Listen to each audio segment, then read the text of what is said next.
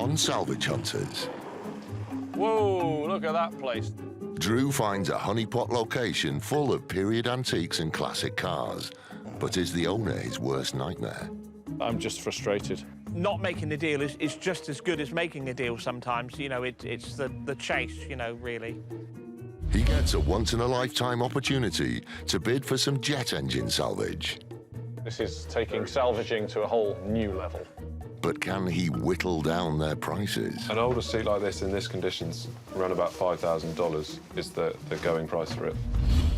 And there's an encounter with Britain's weirdest dad. Your kids must be traumatised.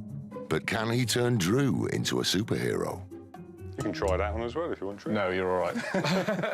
I'll leave the rubber suit to you. Drew Pritchard is one of Britain's leading decorative salvage dealers. Hello? You have got the best place in the whole world. He scours the country in search of weird and wonderful objects. That's a mantique. There's nowhere he won't go and nothing he won't consider. Helped by his wife, Rebecca. Yeah, he was telling me he drove in a tank. Now, if that's not midlife crisis, what is? And a team of renovators, he transforms thousands of items from junk into gems, which then find new homes in houses, bars, restaurants, or even lighting up your street. Yeah.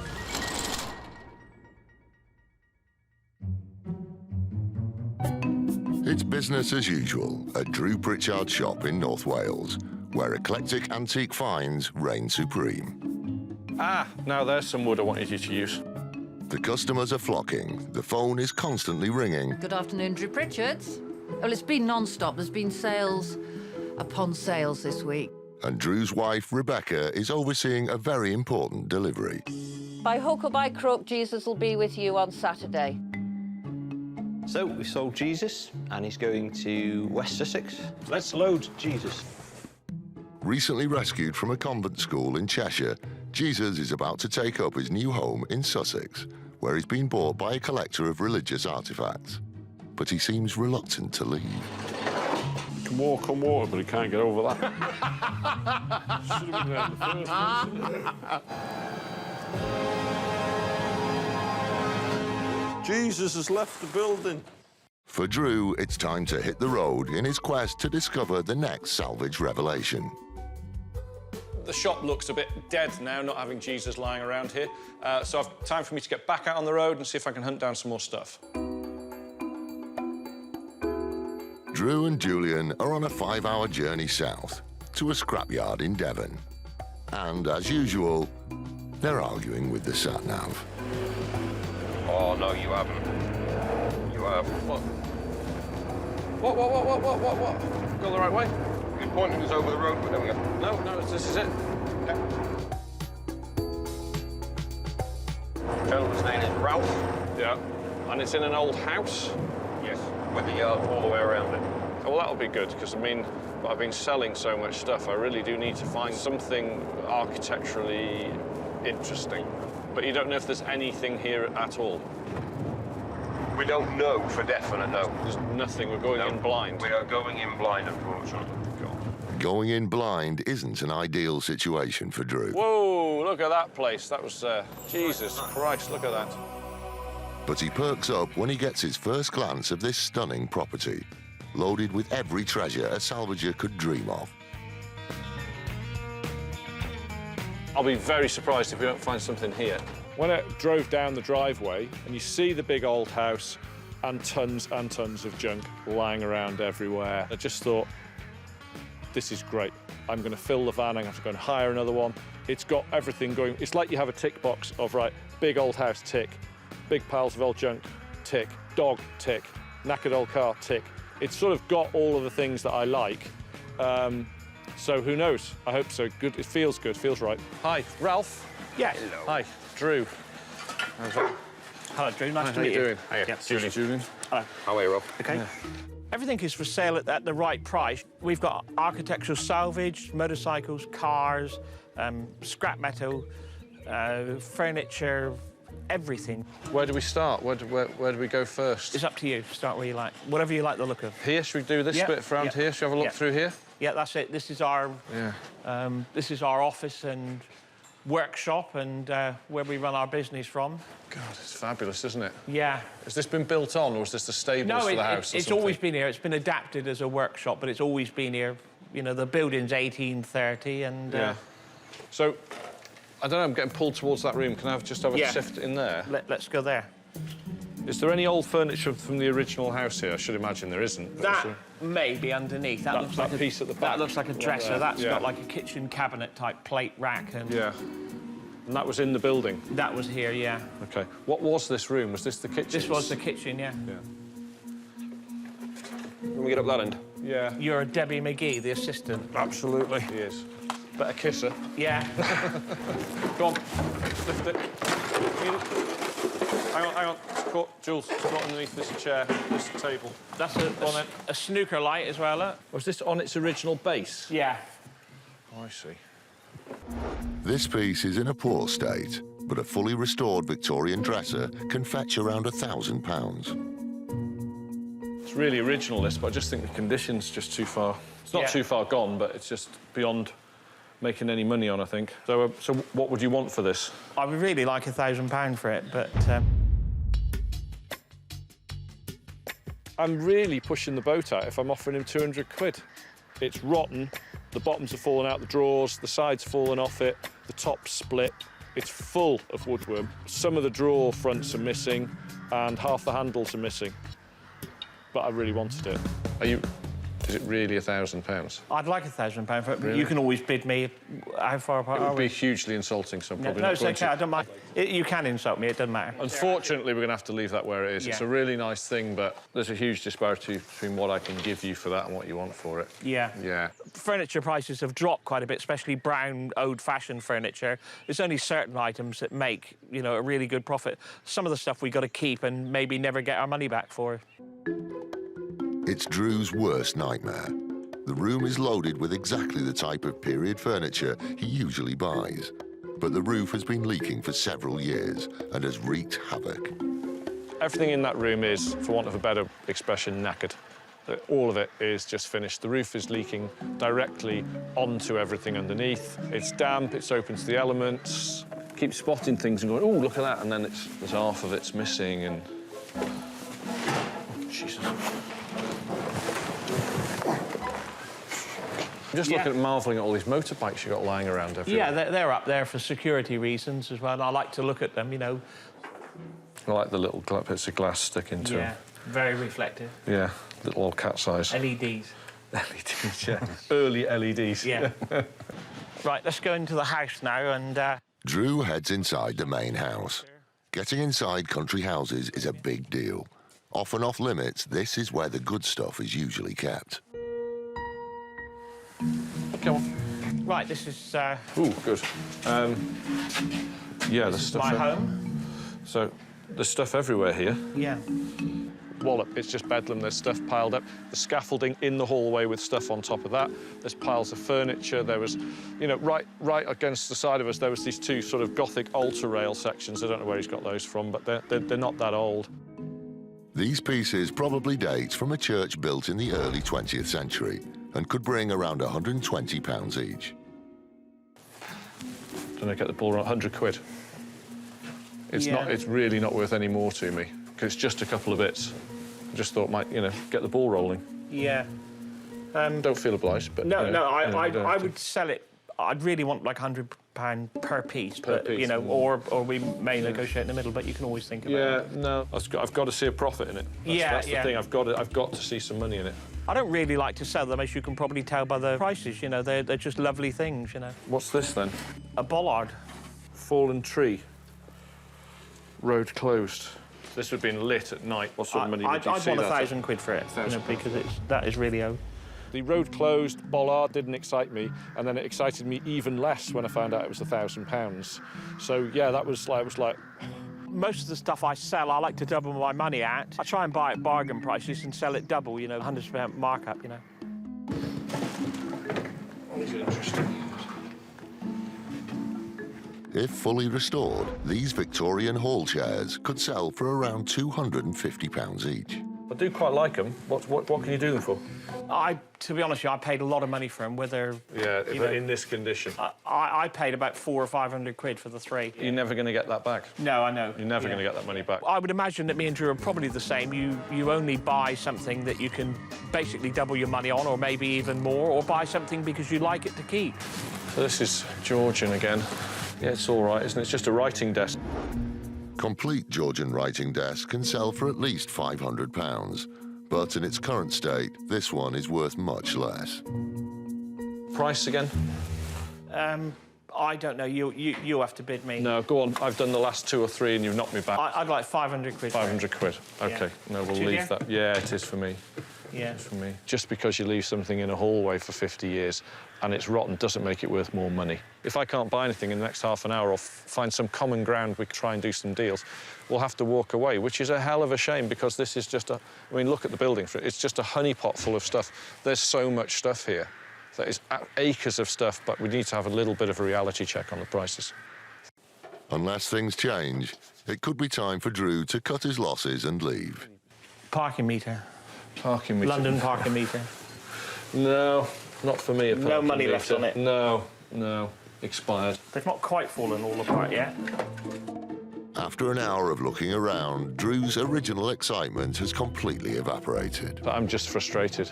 Coming here to deal with Ralph. He's a nice enough guy, but as soon as we got down to money side of things, just like, whoa, we're just living on 2 different worlds. The condition of the stuff is at best appalling. It's just knackered.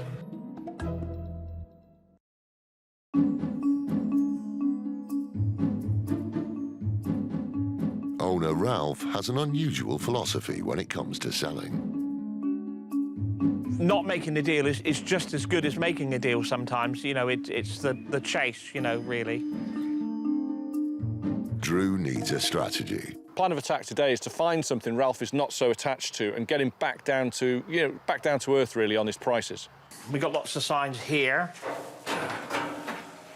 Looking at it, I would say it's 40s to 60s, huge time period it's in there, but yeah, it is very early. Yeah. It's a difficult one. You reckon it's earlier than that, sort of traction? Yeah, it could be from 1908, couldn't it even? Well, don't know. Founded in 1919, Citroën was known for its clever advertising, and early examples like this can sell for as much as £250. What I'm saying is the gauge of the steel and Yeah. everything. It's pretty basic. Yeah. Very thin. It's real anyway. But it's real and I like it. Yeah. So it's a good decorative thing. Yeah. I like Citroens. I've had a few 2CVs and just something, it just looked so simple, great colour, good size, great condition, and looked period as well. It's got a bit of age to it. So what sort of price is that then? I would really want 100 quid for it. Genuine French. There's a little bit of damage to the bottom. Could we do £75 for that one? Yeah, just this once I'll do it, but it's worth more with the damage really, but 75 quid. OK. Sometimes patience is the key, and it takes a bit of time to build up a rapport with somebody. I like it. Yeah. So it's a good decorative thing. Yeah. Yeah, no, lovely. OK, we'll have that. Drew's strategy seems to be paying off. Now the ball is rolling, he's beginning to think he may be able to do some deals with Ralph after all. He's off outside, where the treasures are literally buried. As we've got all sorts in here again, haven't you? What's this Jag? What's that in there? That's a Mark II Jag. Mark II Jag? Yeah. The other one, the other side is a Mark 9. Yeah, OK.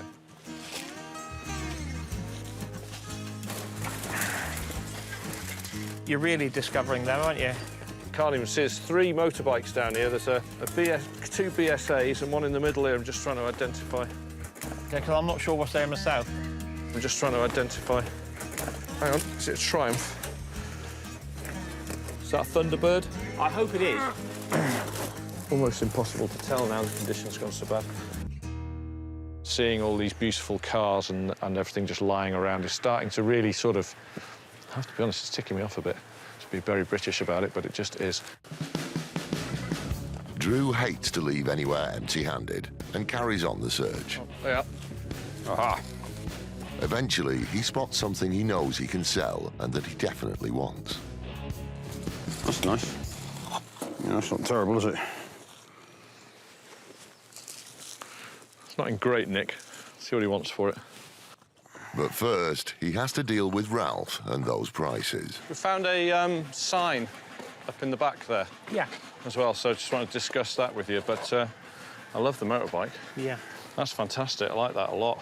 The sign, it's nice. What do you want for it? It's a good one, but it's got a lot of damage. Yeah. Appealing to car enthusiasts, collectors, designers, film and TV prop buyers, Drew knows he can easily sell a sign like this for around £450. I really want 200 quid for it, but, you know, it is a big one, so it's a, you know, hard to buy and hard to sell, isn't it? Yeah, but it's a nice... The Union Jack's always going to be good on it. Yeah. OK. All right, yeah, we'll have it. Yeah. Drew's surprised that they've reached a price he can work with, but not as surprised as Ralph. In a way, I was surprised he bought it, you know. Probably I'm learning about the price as well now, because if he can pay 200 and make a profit, you know, it's got to be good. We've done very well on that one in the past, more than doubled our money on it again, so that should hopefully, we should get close to that again. We've had a good day, and it's nice to see somebody from a different part of the world, you know, Welsh people, or, you know, almost a different world, different country, isn't it? Lovely. Yeah. Stick it on. Come on. Great stuff. Right, nice to meet you. Take care. So how do you think that went? Didn't get enough. No, but 2 signs ain't going to pay the bills. No. To be honest.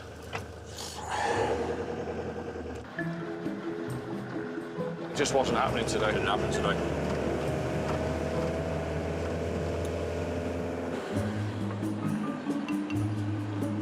This 10-hour road trip has reaped little reward. Drew and Julian arrive back at base, and they're not looking forward to explaining an empty van to the waiting team. Hello. How you doing? Hello. Bonjour. How's everything going? Yeah, great. Sold anything? What do you mean, no? Sunbathing and reading the paper. Well, yeah, no change there, then. Nothing there. No, it's rubbish, isn't it? Nothing was going cheap, but I got this off him, and £200. I'm confident we're going to double our money on that. If you can just set to and polish that, please, Gavin. And from the same guy's scrapyard, we got this, which I love this. Ah. How cool's that? Citroen. Citroen enamel sign. Yeah. Lasts longer than the cars. Right. Come on, don't milk it, get on with it. Why don't you shut off and stick the It's not fine restoration. Throw a bucket of water over it, come on.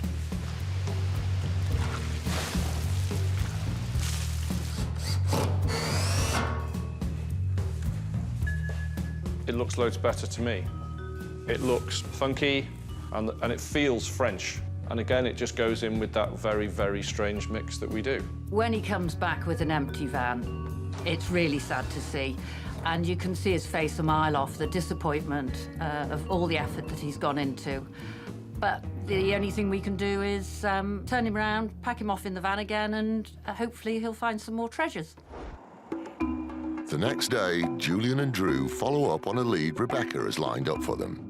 It's a rare opportunity to visit one of Europe's largest aircraft salvage yards. It's a 4-hour journey south to Gloucester. And with Drew already coming up short from yesterday's buying fiasco in Devon, the heat is on to find something worth bragging about. So today we're in Gloucestershire to see a company called Air Salvage. Cool name or what? Planes? Yeah. Oh, all right. Like it says on the tin, Air Salvage. So it's bits of things that have been in the air that are then salvaged. So these guys, right, they take old planes apart. Apparently, people can still fly a plane in, and then they take it to pieces carefully, properly, and sell the individual pieces off. It's really exciting. What could we find? God knows what. As long as they don't want me to fly anything, I'll be all right. Yeah. Don't like flying. All right. Yeah. I do fly, but it's just massive amounts of drugs and gin. Hey, there's nothing wrong with massive amounts of drugs and gin. Yeah. 2 Valium and a gin and tonic, and I'll fly anywhere.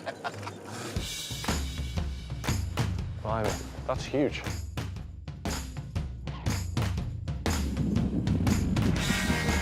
So we need our high-vis today. Bradley? How you doing? Drew. Drew, how you doing? Hi, Julian. Jules? I'm Bradley Gregory, and we dismantle aircraft. We remove the aircraft parts to go into the second-hand market. Not just anybody can come in. It's usually invitation. We've got a lot of returning customers. A lot of the stuff is cut to order, so it's quite unique. Wow. We just store aircraft in this one. People just pay us to store them in the hangar. So is that a private plane? That's somebody's toy? Yeah, it's someone's private toy. Really? Wow. Well, that's pretty impressive, isn't it? What I'm looking for here is something real oddball, something you're not going to expect. And it's taking something that is obviously from a plane and then being able to use it in a commercial or domestic setting. So something that you think, God, that's off a plane, but doesn't it look cool? So maybe like a door handle or a ceiling lamp or a chair or a piece of bodywork. Right then, guys, this is where the aircraft reach the final stage of their life. Blimey. That's a cool piece.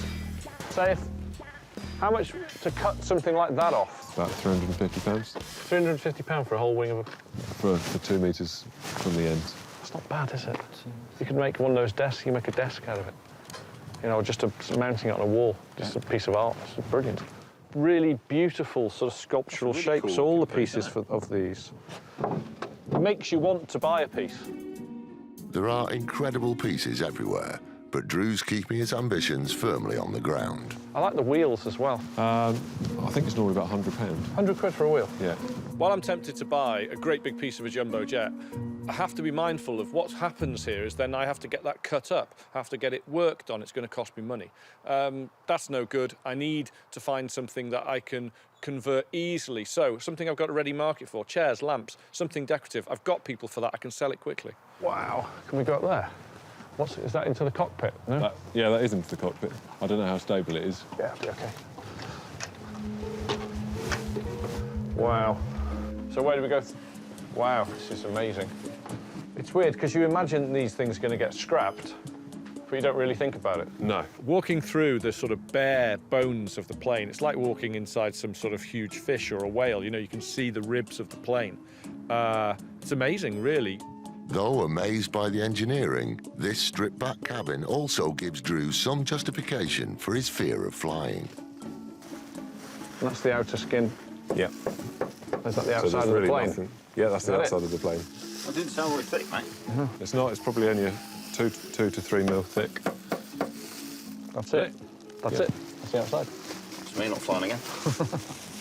You don't fly anyway. No, that's true. So this is what a dead aircraft looks like. This is it. Now this is the end of it. Like this is finished. Yeah. You're going to cut this one up. This one's going to be cut up. So we're going to cut the front section from this to make a training program. So what, like a flight simulator? A flight simulator. It does have a very strange feeling wandering around inside a jumbo jet that's in bits. You never want to be in that situation, do you, really? So seeing it taken apart, disassembled, is very strange. You know, you're wandering around, it's slightly eerie. Is this all sold? You sold all this gear? All of the cabin interior on this is sold. This is taking Very salvaging to a whole new level. It really is.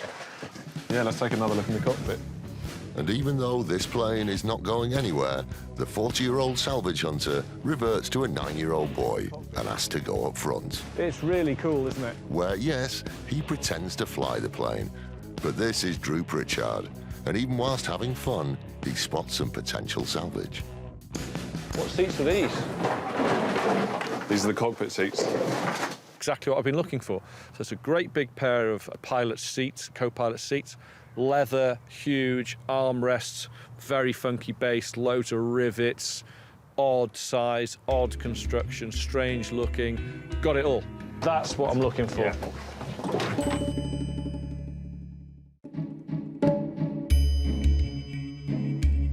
So what would something like this cost me today to buy in that condition? An older seat like this in this condition's around about $5,000 is the going price for it. Really? How much do you want? $5,000. I don't want it that much. Let's be careful when we put it back down. Put it back down gently. Very carefully. Thanks, Bradley. You know, £5,000, I'm sure if I needed to buy a plane seat for my Boeing 747, that's what they're going to cost. But I only want them for sort of decoration in somebody's house or flat or bar. OK, yeah, I do want one of those. For about 250 quid. Another day. Yeah. But it's clear that Bradley's customers expect to pay more than Salvage Hunter prices, and reluctantly, Drew deplanes in search of something more affordable. We've got over 15,000 items on our books in this hangar. He's conscious that the team back home will be very unhappy if he doesn't buy anything, and he's pinning all his hopes on this final hangar. There's so much here to take in. These rocker switches are like those. Lights off a fighter plane sort of thing, aren't they? Oh, it says ARM. Everything is just so good looking. They're quite cool, aren't they? Just think of these, Jules. Look at that. This is the cockpit door from a 737. How much are they? They're $250 each. $250 each. Just thinking, as a pair of double doors, how much am I going to get for one of those? Those 400, 450 pounds, maybe. It's not reversible, that's the problem. Because you've got the cutouts here. You've got that latch piece sticking out. I was just thinking... That and that will swap. But look at the work doing it. That's massive. Huge amount of work. Altering them, going to take hundreds of man-hours to take it apart, alter it, mess about with it, and then get a return. All the latches are on the right. And to take one of the hinges off, that's going to take me a week. So just too much work. I just lose money like a dripping tap if I bought those. What I'd like to find is something that is obviously from a plane, but it's got a secondary use, so it can be used in a house, restaurant, hotel, bar, shop fit, something like that. So that's very close, isn't it? I got really excited then. I thought, God, we found something super. Do you have seats? I thought, well, they're going to be good for bars, restaurants, home cinemas, something like that. And they're very stylish as well. What are they out of? These are a 737, a Russian 737. A Russian 737. If that makes all the difference. I'm not flying in a Russian plane again. No, there you go. Oh, that's nice. How much is this one? This is 250. 250 quid. That's not bad, is it? It's not terrible. Not terrible. It's not like that, but slightly more stylish. They're sort of not quite there, you know? They're not quite right. They're just not funky enough. Very comfortable. This stuff just doesn't have that edge to it. They look a little bit mundane, a little bit workaday. Because I'm looking for something that, you know, is not really their stock in trade. I'm looking for something very, very stylish, odd, weird, funky, you know, I can do something else with, and they're in the spares market. So it's two different worlds trying to sort of make sense of each other. What about bits and pieces like this? Hostess trolleys. No, I'm going to pass on those. These are from light aircraft. No, it's still not working for me. You? no, not at all. No. Cool. Nearly there. Nearly there. These are interesting, Bradley. I like the look of them. These are the galley trays. These go So these inside there. They go into the actual galley units. How much are these? They're 25 each. 25 quid each. But we don't have many because they're quite popular. These insulated food boxes are exactly the type of thing Drew's designer and shop-fitting customers will like. They could easily sell for around £40 each, and they've certainly got Drew's creative juices flowing. My thinking is, you know, these things are great shop fits. And, you know, in your bathroom, you know, have just a stack of them, you know, just pile them all up to the ceiling. Very simple to fit together, very easy to attach to a wall. Great, so they were like a great find. I was hoping there was going to be lots of them. Is this all you've got? That's all we've got, just there, 3. Oh, OK. Oh, yeah. But they're really funky locks, aren't they? I think they're cool things. If I took, can I have 3 for 60 quid? £20 a piece? They're quite popular. Well, these aren't that popular. You've still got these left. Those ones are. Oh, I can take them away tonight. So what, is that a no, then? It'd have to be 25 each. Has to be 25. All in for 3. I think Bradley is very, very governed on his prices. The prices are the prices. I don't think if you're buying the wing off a Boeing, they're going to haggle too much. So that's off today. Yeah, fine, we'll take them. Okay. Yeah, no, for sure, we'll take those. I bought 3 little things. But you never know, he might phone me up and say, look, I've got another jet in, it's got 50 of these things in, do you want them? It was worth going there for that, for sure. a good contact, and I saw those beautiful old planes.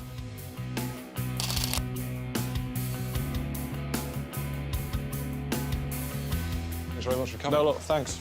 Really appreciate it. That's been good. Thank you. See you again, hopefully. If you get any more of those boxes or any of the seats we discussed, just send me some emails. Let you know straight away. Great stuff. Thank you very Thanks very much, guys. Cheers. Bye-bye. Bye-bye.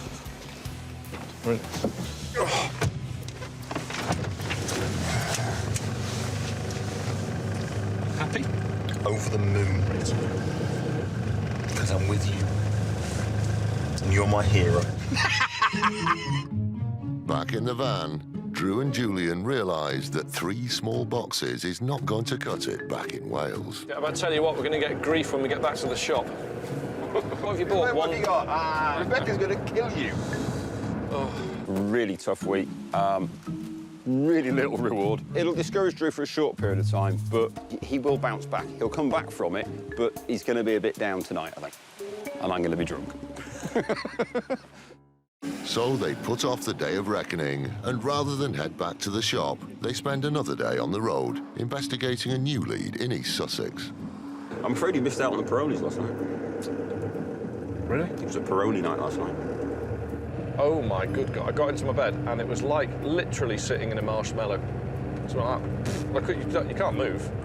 It's been a tough week for us so far this week. We've travelled several hundred miles, and we've only picked up a few piddly little things. But Mark has just rang me, and he's come up with a really good lead. It sounds like he's got some exceptional stuff, so we're going to go straight round. They're off to Battle in East Sussex to see Jeremy Trinder, a collector and budding inventor who has contacted Drew because he needs a clear-out. My family's always collected things, so I've been brought up with it. So it's, you know, it's just carried on from there, really. It just seems a natural thing to do. He's got, and I'm not joking, a Batman suit he made himself for himself.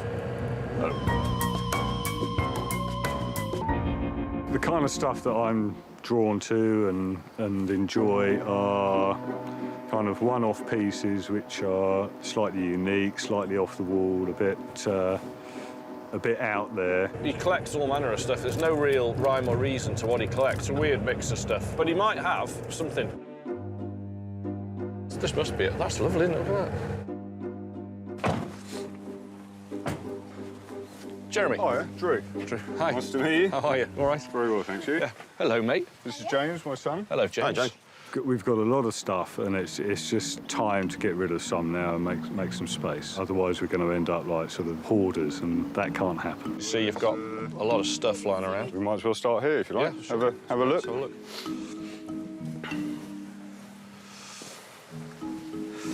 Oh my God! Look at that. Weren't expecting that, were you? No. I love the fact that he's built a time machine in his shed. Don't really need to say any more. He built a time machine in his shed. So is it a copy of the one off the time machine? Yes, it is. Yeah, the H.G. Wells one. Does it work? We haven't tested it out yet. Tested it out yet, Yeah, okay. we've got to Okay. do a bit more wiring and then. All right, okay. Where are we going to go first? This is properly mad. It really is. What possessed you to make this then? I remember the film from when I was a kid, and I said those fatal words. I think we could build that. What a top dad. He's built a time machine for his little boy in his shed. I make a lot of the stuff. I suppose some of it's nostalgia from my point of view, and it's just great for him because he's out there with me and his building staff and getting involved in it all, and it's better than him sitting in front of the television. Well, fantastic. Well, clearly you're a man after my own heart, so I'd like to have a look around what you've got for sale and just have a poke about. But that's really, you can't really top that, can you? I don't know. You're going to have to try hard. Yeah. Anything in the boxes I need to know about? I don't want to go opening all the boxes. Anything in there? To be honest, probably the only thing, unless you want a mummified cat, the only other thing in here is probably this safe that you might mummified like. cat? Oh, my good God. Good grief. It's like a little satanic, devilly looking thing. Look at his teeth. I've had that since I was 12. My auntie gave me that. It's great. I like that. Unbelievably, there is a market for mummified cats. In medieval times, it was considered good luck to seal a live cat in the walls of new homes. They are sometimes uncovered during restorations and can sell for up to £2,000. I like it. You're not going to get it past. But Drew decides against the cat and goes from something macabre to something gothic. What's that there? They're lights? Light cages, yeah. Are these for sale, Jeremy? Yeah, they can be. They could be, yeah. Yeah. They're very well made. I don't think they're very old. They're probably only 20 or 30 years old, if that. They're a great decorative pair of wall-mounted torchairs. Put a big pair of candles in there. They're just a cool-looking thing. Put your candles in, stick them outside. Look pretty. Late 20th century decorative wall torchairs like these are popular with props companies and interior designers and could sell for almost £300 the pair. I think £60 is about right. That sounds fair. I think if they were older, they'd be worth an awful lot more. Yeah, well, yeah. they would be worth an awful lot more money, but they're not. But they've got something about them. We've got a sort of Gaudi-esque bit to the top there. And yeah, so 60 That's for the good. pair. That's fair enough. Is that all right? That's good. Yeah, that's fair. Yeah. OK, great stuff. So you got some stained glass windows? Oh, yeah, leaded windows? Had those. Well, we were going to put them in our new extension, but we opted for something else in the end. They're quite pretty, aren't they? I like these because they're in a cast iron frame. Second half of the 19th century, those are going to be. But these are something you'd want to get rid of? Yeah, for sure, yeah, because, I mean, I'd have to build a summer house now just to put those in. Once restored, Victorian stained glass windows like these can fetch around £220 for a pair. What do you want to do for these? 60 quid. For the pair? Mm-hmm. Yeah, OK, we'll have those again. They've got that sort of lancet effect to the top there. They're very pretty. They've both got moulded glass roundels. We've given them a polish.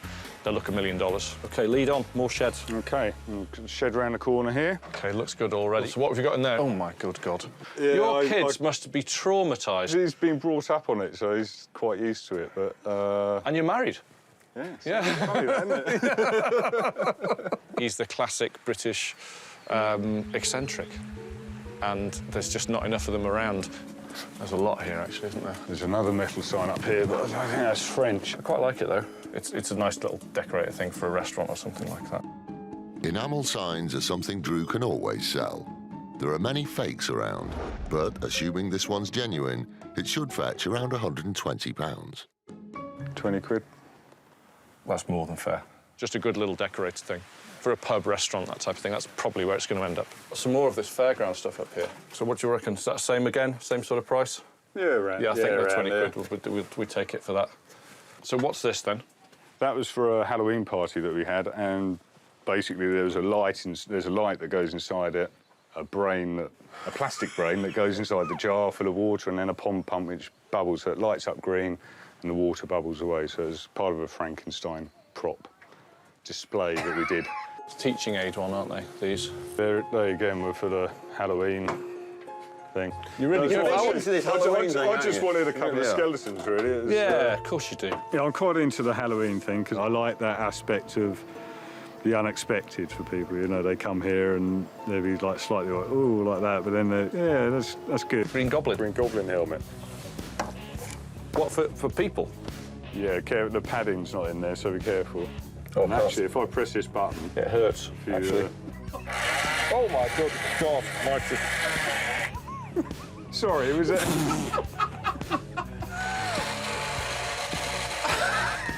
You're really out there, aren't you? The only other thing was that you've got this fruit picker ladder behind you. Yeah, I've got another one just up there, it's a bit shorter. Agricultural antiques like these fruit pickers' ladders are very rare.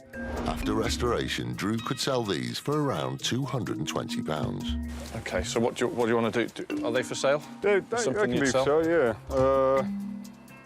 20 quid each. Oh, yeah, that's fine. They're good decorative pieces, aren't they? So I'm really glad I called in. I didn't think we'd get anything. And he's got loads of stuff in the house he wants to show me now as well, so I want to get in there. Not only are the prices great, but Jeremy's taste coincides perfectly with Drew's. What a great-looking place. Thank you. They're ahead of the game in so many respects with what they're doing, whether they realise it or not. Their whole look and their combination of their antiques put together in modern settings, in modern ways. It's brilliant. Really, and it's natural. They've just done it because that's what they like. To see one that's just evolved like that, because he just likes 1950s inspired sci-fi, and he likes skeletons, and he likes antlers, and he likes period old furniture. This chair, is this something you'd sell? Yeah, no, that's something we'd get rid of. We've had it probably 12 years. It's just a great shape. Is it a club chair? Club isn't it? chair, That's what they call yeah. them. Ow, oh, my knee. OK. It's had a lot done to it. Half the frame's new. With something like that, I just can't help myself. As soon as I've seen it, I'm like, well, I know who I'm going to try and sell it to. Do it straight away, stop messing about.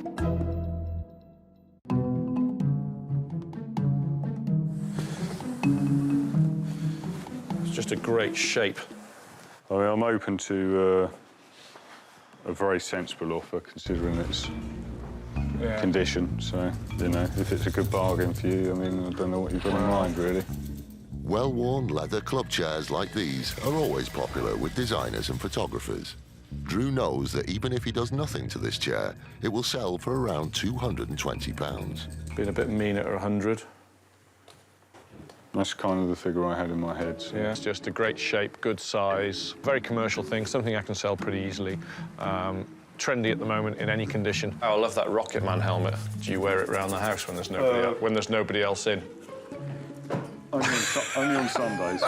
He was telling me that that was the one that the guy wore at the Rocketeer premiere. The guy at the star put it on and walked around with it. There was only 1,000 made of them. There you go. It's like a glove. What do you reckon? On my Vespa? It's you, mate. It's you. It's absolutely you. It really is. That's good. And you've got a Batman suit as well. Yes. Yeah, You just never cease to amaze me. I didn't see that before. So you got a time machine and a Batman suit. I made the majority of it. The cowl came from America, and it's all wearable. Halloween. Do you wear it? I did last Halloween, yeah. Halloween's a big thing in your life, isn't it? You can try that one as well if you want to. No, you're all right. I'll leave the rubber suit to you. And that owl's cool. Inside, it's all rigged up so that the wings will flap. Like a robot inside. And the head will turn, so it's a...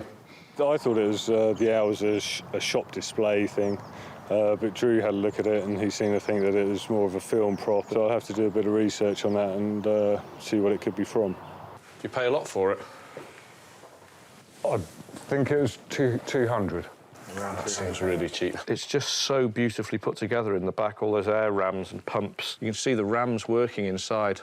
Just need a tiny little compressor, tiny little thing like that, and you get this working. I'll happily give you a profit on that if you want to get rid. I'm sure you don't want to sell it, but it's one of Sarah's favourite pieces. I'm no, afraid. it's lovely. You know, I'd happily. Would I double your money on it? I'd probably get very close, I think. Okay. Just as it is. Yeah. You know, just buying it in to do it to fix it up. I don't think she's going to go for it. But... Can't blame her. I wouldn't. I think he's dropped incredibly lucky on something there for a couple £100. What a great thing. OK, here's the spare room, Drew. All right. Which, as you can see, is a bit cluttered. Yeah. I think these have become quite... I was going to display them.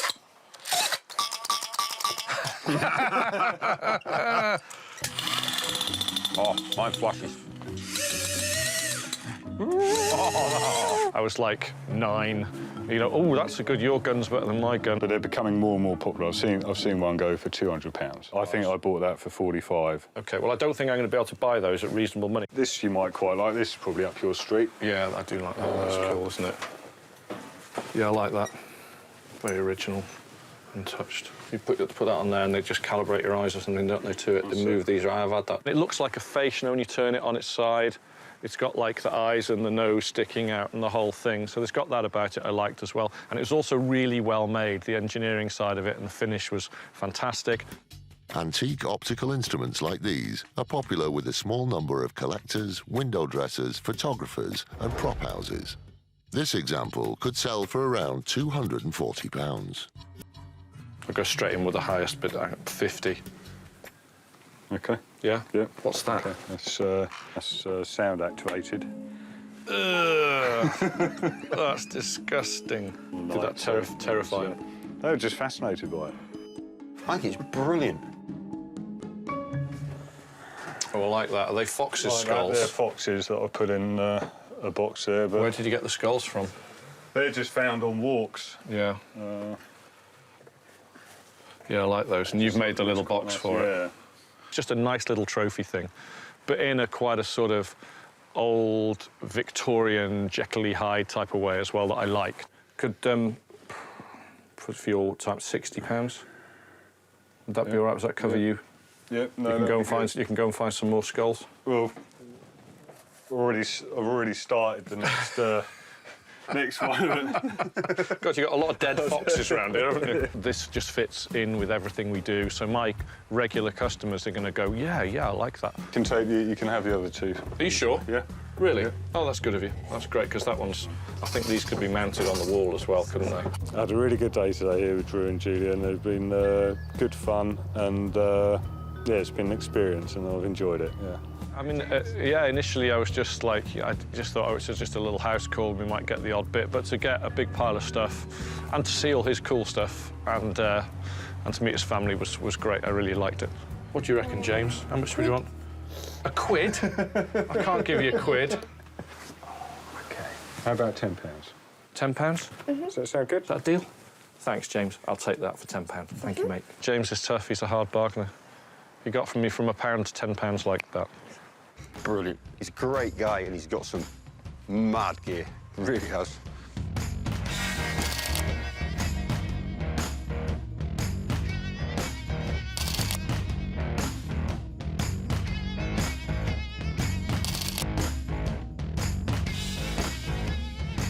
We've driven through hell and high water this week to find something, and I'm really excited at the stuff we've managed to score from Jeremy's place. It's brilliant. So I'm really pleased, and we can go back up to Wales and show the guys what we've found.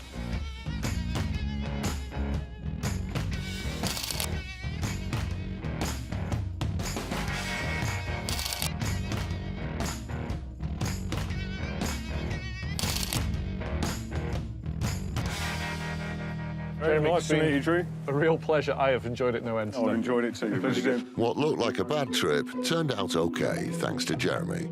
Drew now has a van full of unique and quirky items.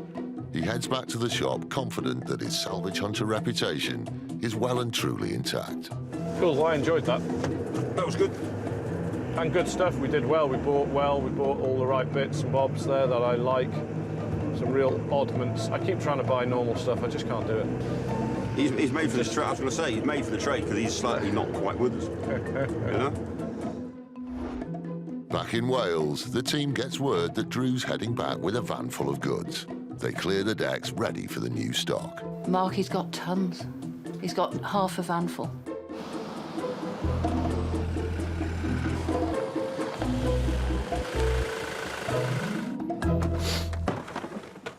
Hello, Mel. Hello, babes.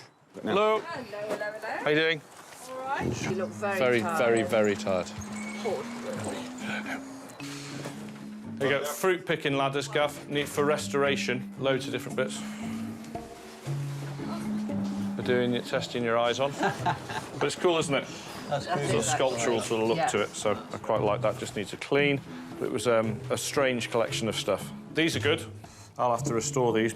Shop, pub, restaurant thing. It's always open. This, we won't restore this, we'll sell it as it is. Careful.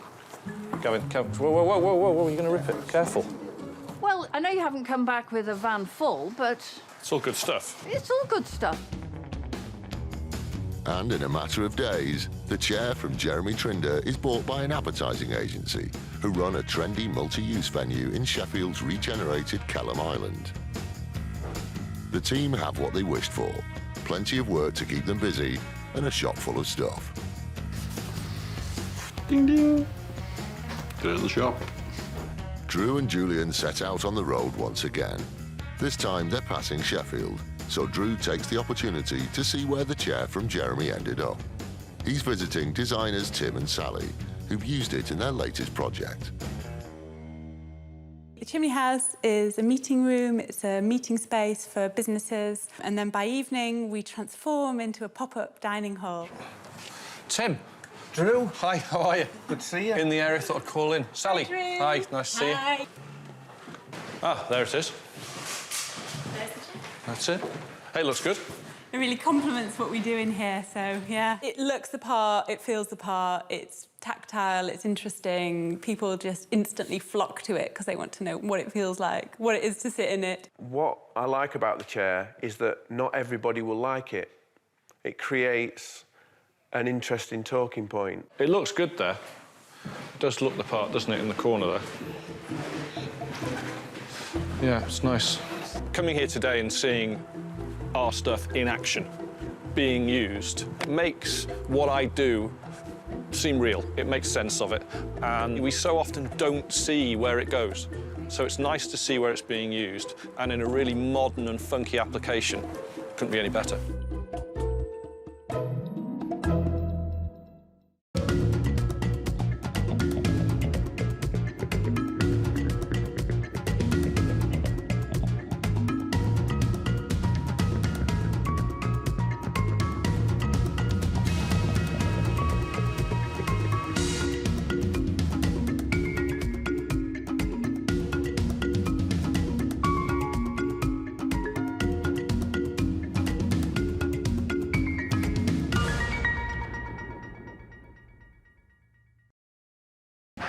On Salvage Hunters, Drew does battle with a reluctant seller. £250 for a knackered, beaten-up, ripped, falling to bits poster. £250. Talks cars with a Cornish collector. Oh, wow. How nerdy am I? I was so nerdy in Volkswagens. He lets off steam on an Anglesey farmyard and uncovers a forgotten treasure at a Somerset school. Oh, yeah, wow. It's incredible. Drew Pritchard is one of Britain's leading decorative salvage dealers. Oh, it gets even better. Wow, nice original frame, no rot. He scours the country in search of weird and wonderful objects. Boom!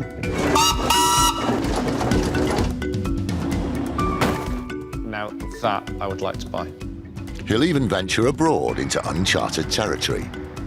Skull. My family started this farm 1,200 years ago. 1,200 years ago? There's nothing he won't buy. They're in great shape, aren't they? With help from his wife Rebecca and a team of renovators, he transforms thousands of items from junk to gems. It's Monday morning in Conwy, North Wales, and salvage hunter Drew Pritchard is preparing to hit the road. This week, he's visiting several antique collectors who could present Drew with a unique set of challenges. Collectors often have the best stuff, but it's very difficult getting them to part with it. A lot of these collections are fantastic, but not the sort of thing I can sell to my clients. But the challenge with any collector is getting them to sell you something. Drew and his restorer Gavin are heading down to Long Rock near Penzance in Cornwall to visit dealer and collector Joe Gray. I've never been this south before. Have you never really? I've got my passport here. The guy that we're seeing is called Joe. He's taken over from his father. I'm Joe Gray. This is Shiver Me Timbers in Long Rock, Penzance. We deal in timber and restore furniture and architectural antiques, etc., and anything odd and strange. No, I'm looking forward to seeing this because it's the sort of yard and the sort of place they're stuck so far out, they're not going to get harassed by traders all the time. So the chance of them having something sitting around, not doing anything, is high. Ah, this has got to be the place. Look, there's a pirate stuck on top of a building. Shiver me timbers. Arr! Cool. Joe. Hello. Go out there. Drew, how are you doing? Hello, nice to meet you. First impression seeing the yard as you drive up, it's just nuts. Where do we start? Well, we've got the shed here. Come and have a look in here if you like. Cool. Blimey. I like it already. It's wonderful. There's just not enough places like this around anymore. Just been left. You see for sale, is it? Most of it. Joe trades in antiques, but also has a significant collection of his own, some which he stores in his shop. Yeah. It's good that you've hung all the stuff I like off the ceiling. Yeah, just out of reach. Yeah. That there. The resuscitation dummy. Yes. The little 50s one. Yeah. He's, he might be one of the things that might not be for sale. Oh, come on, everything's for sale. Let's get him down and have a look at it. I might even have the suitcase that he came in. And then Is that the suitcase there? No. Yeah, that could be it. Yeah, that's definitely that it. could be it. That's definitely the one. Well, it's going to be a long day. This is a 1950s German CPR mannequin used for first aid training. Intact, they can retail for around £250. His name's John. It's the head that I like, all this That's bit. the best bit. Just from there up. Yeah. I've had him for quite a while. When I got it down, I thought, well, actually, it's only the head that I like, and then you could see Joe had an attraction to it. He really liked it. Well, I don't want to separate you from, you know, obviously somebody you're quite attached to. He's in the trade. He knows that if he wants to sell something, he'll sell it, and if he doesn't want to sell it, there's no point in really pushing him too far, I suppose. Blimey. OK, so where's next, then? What's that? I like this, Joe. Yeah, it's a nice one. Yeah. Especially with those cogs on, it's a bit more unusual than... It is, yeah. I like the condition it's in as well. This 1930s machinist's lamp would have been fixed in a workshop above a piece of equipment. Rewired, it could sell for around £250. How much is that? Well, make us an offer on it. No, come on, it's yours. This is yours. Is this my shop or your shop? Come on, don't try that on with me. Don't try that on. Well, you know, I could... You could, I could do this. Come on, how much is it? If I told you a price, you'd be tempted. That's the plan. That's what you want. Come on. I like it. Well, I don't, you know, what your market is, I don't know if you're going to make on it, and I don't want to, you know, give you a price that you can't make on it, but, I mean... That's a starting point. Just give us a price. 250. No. Yeah, give us another price. What's your price, then? I've had my go. 150. Can we meet somewhere in the middle? 160. My maths is terrible. 180. We'll shake on it. 180. Lovely, lovely. First purchase out of the way. See, that wasn't too painful. Oh, come over all faint. I've got the lamp. It's the first deal out of the way. That's great, because Joe's now gone from a not selling frame of mind to a selling frame of mind. Now all of the deals will be much easier from now on. Well, I hope so. We've got some metal letters up there, Joe. How about we start at £10 each? If I bought them all. I think there's 70 quid. I'd be probably happier with a oneer. Let's get them down and have a look at them. We share a similar aesthetic, don't we? We like the same things. Cool. These aluminium shop letters are a good find and require little more than a clean. They could sell for around £45 a piece. 100 quid. Is that what you said? You happy with that? Yeah. Deal. Lovely, thank you. Another decent purchase for Drew. A few more things in Joe's shed quickly catch his eye. Ejection seat. Royal Canadian Air Force and United States Air Force military aircraft. It's fitted with a seat catapult gun. That's not a seat I want to sit in.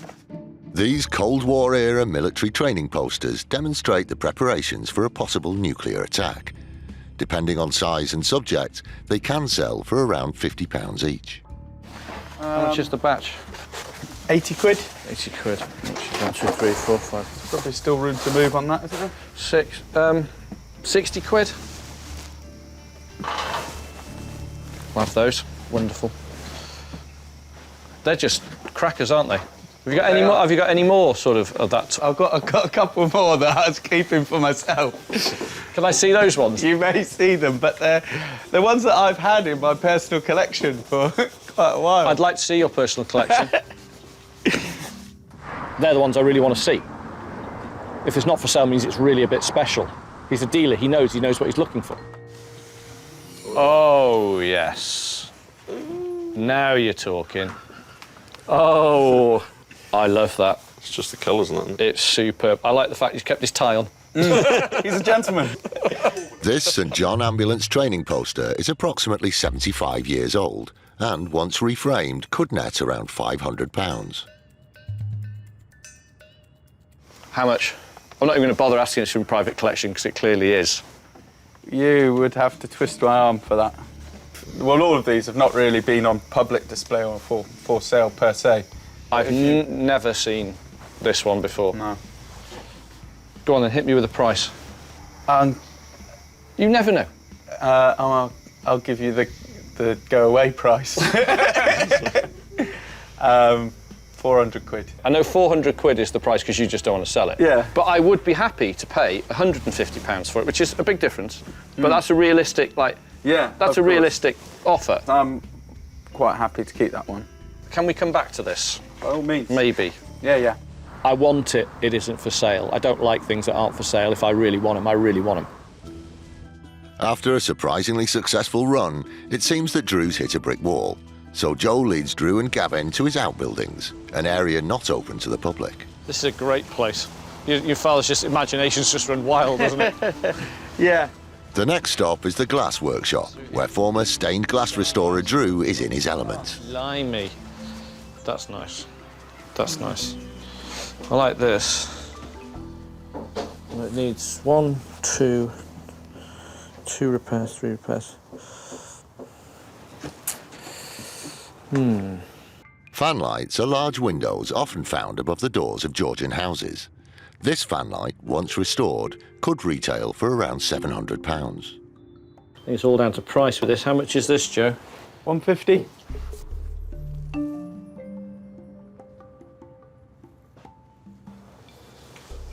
That's nice. Pig to repair. Luckily, that's your job then, isn't it? Can you go 100? Meet you at 120. How's that? Sold. I'll take it. Cool. We're done. That's good. Done. I have been.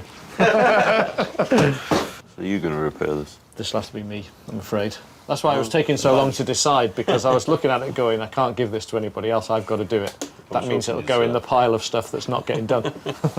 It's a good purchase, but Drew's not finished with Joe yet. He's determined to get one more item out of the reluctant seller. It is playing on my mind, that poster we saw. It's so odd. I'm going to have to go back and have another go at it. Joe's at £400, and you know what? It's worth 400 quid. It's worth more than £400, but I've still got to buy it with a profit. I'm prepared to come up a little bit, and that's it. Because it's still, I know it is what it is. It's great, but everything's got a price. Yeah. You know what I mean? And I've got to see a profit. And that is, yeah, that is my go away price. But I mean, the best I can really do on it is going to be 3. With 3, I've got to frame it, and frame it well. It's going to cost 60 quid to do a proper job on it. So I'm at 360 plus my time at 400 quid. I can't see enough in it. Oh man. I'm trying at 225. Is that tempting you enough?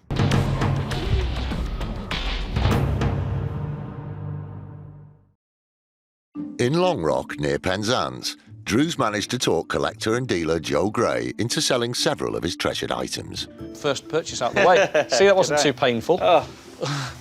Oh, yeah. But Joe's unwilling to budge on Drew's favourite medical poster. I'm trying at 225. I'm buying quite a lot, aren't I? How much stuff have I bought? It's got to be, it's high hundreds, isn't it, by now, I think? It doesn't tempt me. Oh, that's really hard to step away from, isn't it? Oh, come on, 250. 250 for a knackered, beaten up, ripped, falling to bits poster. £250. £250. Am I really offering £250 for that? There's got to be a profit in it for you for that. There's a profit in it, but as I say, it's not tempting me. 275 and you'd tempt me, and that'd be the bottom line.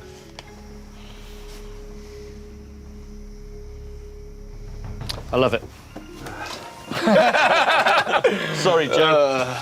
One of us was going to go away unhappy. I do feel slightly guilty going back and harassing, because I can tell he loves it. And I sort of set £200 in my mind. But then the more I looked at it the second time, I was like, I've got to own it. I've got to own it. Very good day. Thanks, Joe. Cheers. Thanks, Joe. Cheers. To come this far south, all the way down to Cornwall, right to the coast, to find a yard like this and to buy such a lot of unusual items that are very much my sort of thing is great. Over the moon, fantastic, particularly that poster.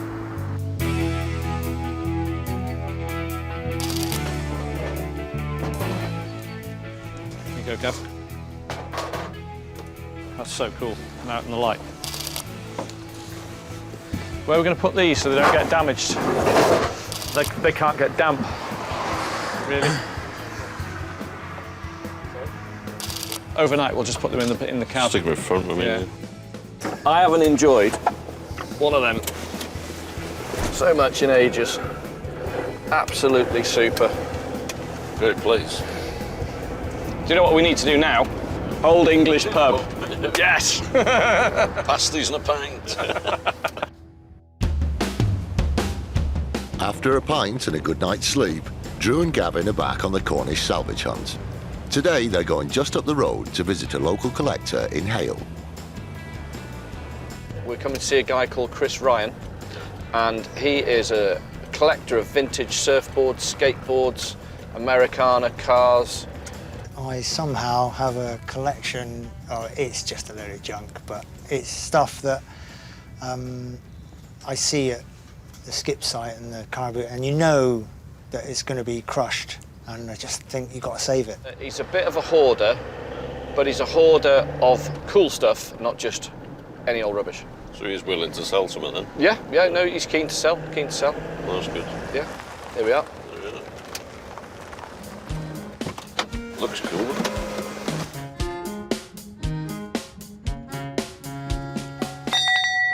There's some old. It's good, isn't it? You're not having one? Ah, hello. Chris. Yeah, Drew. Drew, hi, how you doing? Nice to meet you. Glad to meet you. Hi, Chris. Gavin. Gavin. Nice to meet right you. on. Love your place. Stuff, living near the beach. Are you a surfer? I can balance on a piece of fiberglass, yeah. Cool. That's a great shape, isn't it? Yeah. Straight away, I see a beach buggy, and I was like, I know what that is. I can't believe how nerdy I am sometimes, but I know it's a Mark 1 GP short wheelbase on an early pan. It's in a bad way, that pan. Yes. That front beam is the giveaway. Mid-50s. Mid-50s. I'd say so. Yeah. And then it's been stamped like that. See that stamp there? I mean, right. it's been back to the factory for rebuilding as well. Oh, wow. How nerdy am I? I was so nerdy in Volkswagens. If I was to do Mastermind, right, specialist subject would be Volkswagens. I was just totally... Once again, today we've come to a great place, but a few too many cars for me. Drew talking drivel again about cars. I love them. Oh, fantastic. They won't fit in the van, Drew. It would, actually. It wouldn't. If Take the body off. If you put skinnier wheels on. Yeah. This is great, your surf shack. Yeah. I love that. So just whatever presents itself to you. Whatever gets washed up on the beach, just gets That's great. Nailed on, yeah. Next stop is the Surf Shack, which houses Chris's prized collection.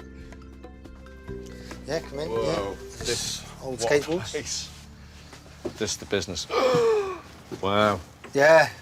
Rolls Royce of skateboards in the word. 70s. That's the baby. That was the thing. That was the daddy. And this began it all. This one here. Yeah, that's as it was. That's an old roller skate with steel wheels, just bolted to an old bit of wood. Skateboards originated in California in the 1950s, where surfers who wanted to try surfing the streets would strap roller skate wheels onto pieces of board to create crude skateboards. 100 years from now, that's going to be in a museum, isn't it? It is. I mean, look at this. Yeah. The collection. It's like the generations of them. So you've gone from a guy just getting a bit of a floorboard through to this. Yeah. Which is like the hot rod beach buggy of them Exactly, all. yeah. Skateboards are great. I had one. This guy's had loads of them, but they're not the sort of thing my clientele want. Cool. Have you got any more places to see? Yeah. More stuff stored up there. I want to just lift the shed up and take it home. This place is so unusual, Chris. What is this? That's my beach. Yeah. You said it wasn't far. No, everyone should have their own beach. Yeah. Oh, really? A little bit of sand. Take your shoes off. Yeah. Have your feet in the sand. Yeah. Shut your eyes. And you're there? Anywhere. South of France. California. Why wouldn't you? You know, I think he's about 400 yards from the beach, but I want my own, so he's built his own beach. Look at that old mirror. That's probably seen better days. Yeah.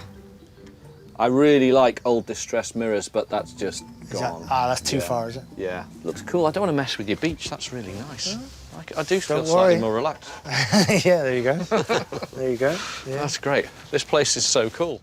It's a fantastic show and tell at Chris Ryan's yard, but Drew's yet to see anything he could actually buy. Reluctant to leave empty-handed, Drew and Gavin take a last look around the yard. I like those. I like the lamps up there. Yeah. Want me to grab one down for you? Do you want to sell those? Yeah. They're definitely my sort of thing. I really like them, even in the condition they're in. Yeah, so it's just... Yeah, I like them. I think, I don't know, is that the copper? Yeah, copper top. Yeah. Yeah, they're a great shape. I like them. Can we see the other one, Chris? Yeah, sure. Is that the same brand? Oh, Strand Electric. There you go. Strand Electric Engineering Company. Yeah, they're good. I like everything about those, actually. good. Bit of a task to get them restored, but we can do it. This one's done. I think I might have done that.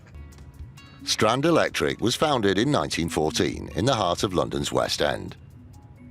With significant restoration, these 1940s theatre spotlights could retail at around £800 for the pair. Would £100 buy them? I thought that was what you were going to say. Would £100 buy them? Well, sell them. Yeah. I was trying to be you then. Yeah. Yeah. Finally, an item Drew wants to buy. But is the price right? Would £100 buy them?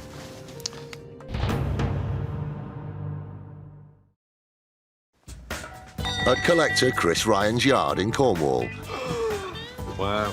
Yeah. Drew's finally found an item he wants to buy. I like everything about those, actually. But can Chris sell at a price that suits Drew? Would £100 buy them? I don't want to be too hard on you. I'd say like 80 quid, £40 a piece. I'd be happy with that. You happy with Yeah. that? Deal, Yeah. we'll take them. Oh, lovely. Nice one, thank you. Basically what I bought is the shell. Everything else will have to be scrapped and all new innards put into them. Yeah, these are perfect. These are like me all over. They're beaten up, small and rusty. With no hair. Chris isn't a hoarder, he just doesn't throw anything away because he loves it all. And that look, because it's just one guy, one mind, doing one thing, works. Well, look, thanks, Chris. Yeah, nice Good to meet you. Yeah, Keep up the good work, I love it. All of it, so Easy. cool. Yeah, easy, all right, Nice go. to meet you. Yeah, and Take you. it easy. Thanks. Thank you. Cheers, guys. For me to be able to come here, meet Chris, see somebody who's being really inventive and just having fun, and be able to buy something, all in all, a good day. We've got a lot of cool stuff. Cornwall has been good. The Salvage Hunters bid farewell to Cornwall and head home to Drew's base in North Wales, where the rest of the team are waiting to receive the new stock. You can't see anything. No. There's loads in there. You sure? Yeah, there's loads in there. We just got to pack it away. Small things then. Yeah. What do you think of these? Love them. Aren't they lovely? Absolutely love them. Beautiful. 80 quid the pair. Even better. Even better. Yeah. Isn't that just fab? That's one of the best I've ever seen. And it's fully adjustable all over everything. Wow. And the big knurled cogs on it. Love it. It was too good to leave. Yeah. But I got these as well, which aren't very old. Probably only 10 or 20 years old. Not even that. But good sizes. Great. Aren't they? Yep. Got 7 of them for 100 quid. Oh, it's right. So, Yeah. happy as Larry with those. And you know my liking for medical posters of all types that you're not that keen on? No. No. Wait for this. Oh. Well, what do you think? Wasn't what I was expecting. We got Some work for Drew. yes, something for me to do. Is that all right now? Which is this. Which is a Georgian fan light. Drew, that's beautiful. It is, isn't it? It is. And unfortunately, I'm going to have to change the glass over because it's really quite complex. So it's a job for me. So it's going to be sat for a while. It is. Yeah, it's not going to get done. It's not going to get done. As predicted, it falls to Gavin to get started on the Georgian fan light. Well, Drew said he was going to do it, but me knowing Drew as he is, it'll never get done, so I thought I'd do it myself. And don't tell him I said that.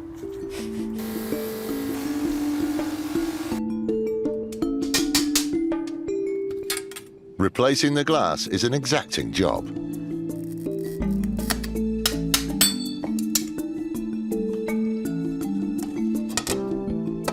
It's now ready for Drew's inspection. That's not bad, actually, Gav. I thought I'd dip in to get it done. And Oh, aye. That's great. Really good job. Pains me to say it, but yes, he has done a really good job. Lovely job. Let's get it in the shop. That'll be in the shop tomorrow. you're happy with it? Very happy. Great. Nice job. Nice work.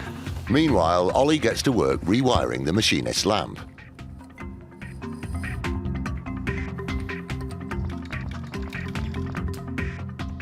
Which Rebecca photographs for the website.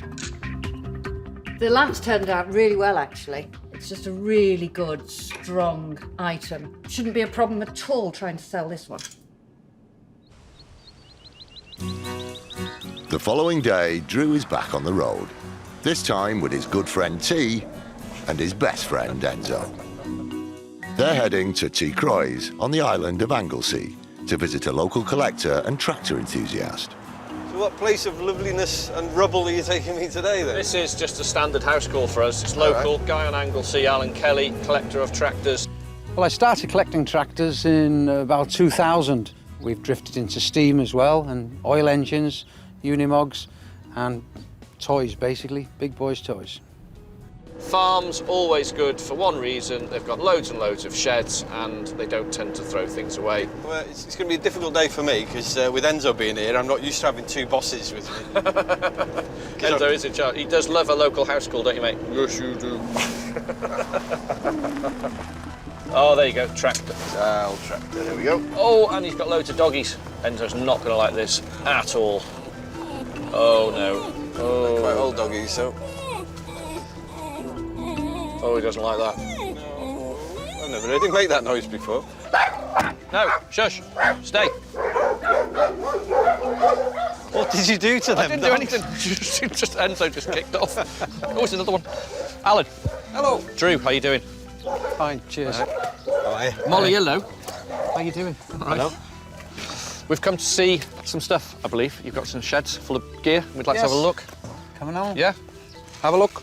It's nice to only be local. Yeah, it's not far from... First stop, Alan's tractor shed. How many tractors have you got in here, then? Oh, I suppose there's 100 and plenty dotted around the place. That I like. That's a big butch tractor, isn't it, T? Man tractor. With collectors, it's often not the stuff that they think is valuable that interests me. I mean, I'm definitely not going to buy a tractor. But I'm sure in all this stuff somewhere I can find something for one of my clients. Drew, this stop sign here, we've seen a couple of them on our travels. Would that... This is something I always buy. I would buy these. One of the things he had in the shed was an old stop go sign. So it's a cast aluminium one, and the guy would stood next to the side of the road, you know, spin it, stop, go. But what this had was the small glass inserts in there, like what most people would call them, like a cat's eye. Have you got any to sell? No. Oh. No, I'd rather buy that one. Oh. I would struggle to get to let that go, actually, because an old chap gave it me. Definitely not for sale. Definitely not for sale. Did I nearly find something? You did find something. You knew that I'd want that, didn't you? I did. I can see it. Good. I've got two things that I've been given. I can't ever sell them. So I totally understand when Alan turns around and says, well, look, I was given it by an old chap. You go, OK, fine.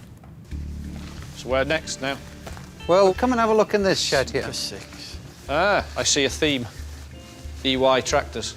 Yes, these are Anglesey tractors. I'm here to buy things, though. I can't find anything to buy yet. Well, what have you got? We could put this ladder up and you could come and have a look at a bit of timber upstairs. OK. It's time for Drew to do what he does best and start rummaging in the lofts.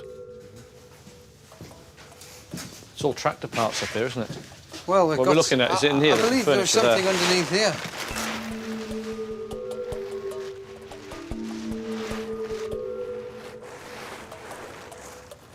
Oh, my God. It looks as though Drew's gamble has paid off. Has he finally found his standout item? Yes. No. Yes. Yes and no. No. What is it? It's a sideboard, drinks cabinet, server, low cupboard, bottom half of a dresser. This is an earlier piece, and then the Victorians and Edwardians or whatever, somebody's carved over the top of it and sort of ruined it. See how it's very, very naive and not very well done. This carved sideboard is an example of brown furniture, a term which refers to heavy and dark wooden pieces from the Georgian and Victorian eras. And now, this is the stuff that's really fallen out of favour. I couldn't give it away. So this is a wholly original piece that someone's just recarved and wrecked, basically. Yeah. Some Victorians yeah. decided to. But you know, not being rude, Alan, when it was first made, it wasn't very good either. The time is right now to buy English furniture. There's never been cheaper. There's a lot of it on the market. People should be buying it, but buy the best stuff.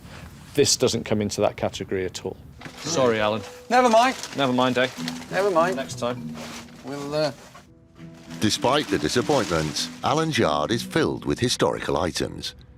His 1912 steamroller is in full working order and presents a unique opportunity for Drew to see history in motion. Wow. Isn't that great? Have you seen what's written on the side of it, too?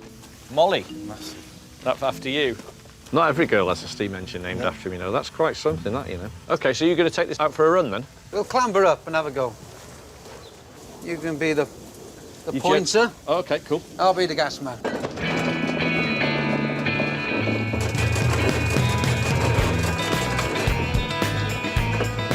We'll bring it back.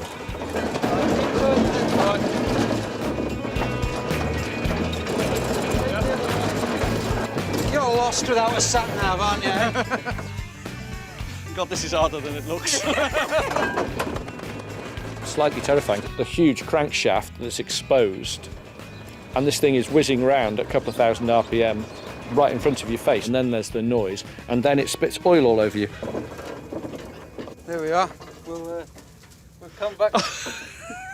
You're intoxicated or something. Your driving's atrocious. Oh, it's great fun. I think if I was coming to buy tractors and things off Alan, I think we'd have plenty of deals. But I'm looking for things I can sell through the shop. I can't find anything like that here today, but that's the way it goes. I mean, I will go on 7 out of 10 house calls and get nothing. And that's just the job. You've got to go to every single one. Unfortunately, today it didn't work out so well, but I did get to drive a steam engine and another good contact locally, which you can't beat. So that today it wasn't wasted, really. It was just a day where we didn't buy anything. But the best thing for me is I found somebody I'll sell stuff to. That's the way it goes, I suppose. And it ends. And you didn't even get out of the car, did you, buddy? No. Poor chap. He seems to have added an extra texture to the van. Is there there's an ambience. Ambience of Enzo, Ambience. With a new contact under their belts, Drew and T arrive home to report back to Rebecca. Oh, hey. Hello, dear. Hello, dearest. You all right? Yes. Hello. Hello, Mr. T. Hello. How did it go? Lots in the van? Nope, empty. There was just nothing at all to buy. Well, I've had a good day anyway. Have you sold some stuff? I've sold quite a bit, actually. Have you? Thank you very much. Have they paid? They've all paid. There we My go. work here is done. You may leave. I'll go and make you a cup of tea because I've got one at the moment. Drew has asked his daughter, Grace, to help out with the business over the summer holiday, and she's busy cleaning the metal letters from Cornwall. I don't know whether it's because Drew can't use computers or I'm just slightly better than him, but he wanted me to come in and help out with the website. So why I've ended up cleaning, I don't know. Once clean, Drew shows Grace how to photograph them for the website. Can't think of any words you can use. I've just thought of one. Posse. That's a good word. That's a good word. No. Don't try and be cool, Drew. It doesn't work. God. Chopping the letters, chopping the background, strange angle. It's great. It's cool. Yeah. Well done. It's Drew's final trip of the week, and he's back out on the road with Gavin. They're heading to Bridgewater in Somerset for a slightly unusual salvage hunt. So we're off to, is it Brymore? Brymore School of Rural Technology. Brymore School of Rural Technology for boys. Brymore is a state boarding school with a long history. The main schoolhouse dates back over 800 years. Today, Drew will be meeting the school business manager, Linda, and her colleague, Lorraine.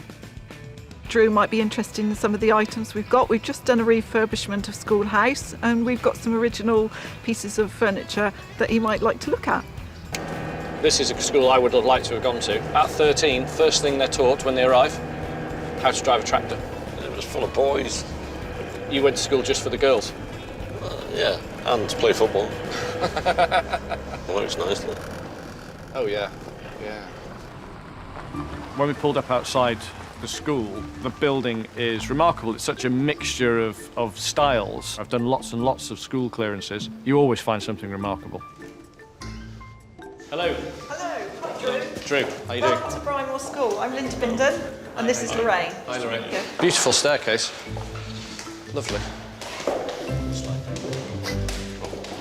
Don't fall off. Linda leads Drew and Gavin into the basement, where some furniture pieces have been wrapped and stored. One of my favourite places.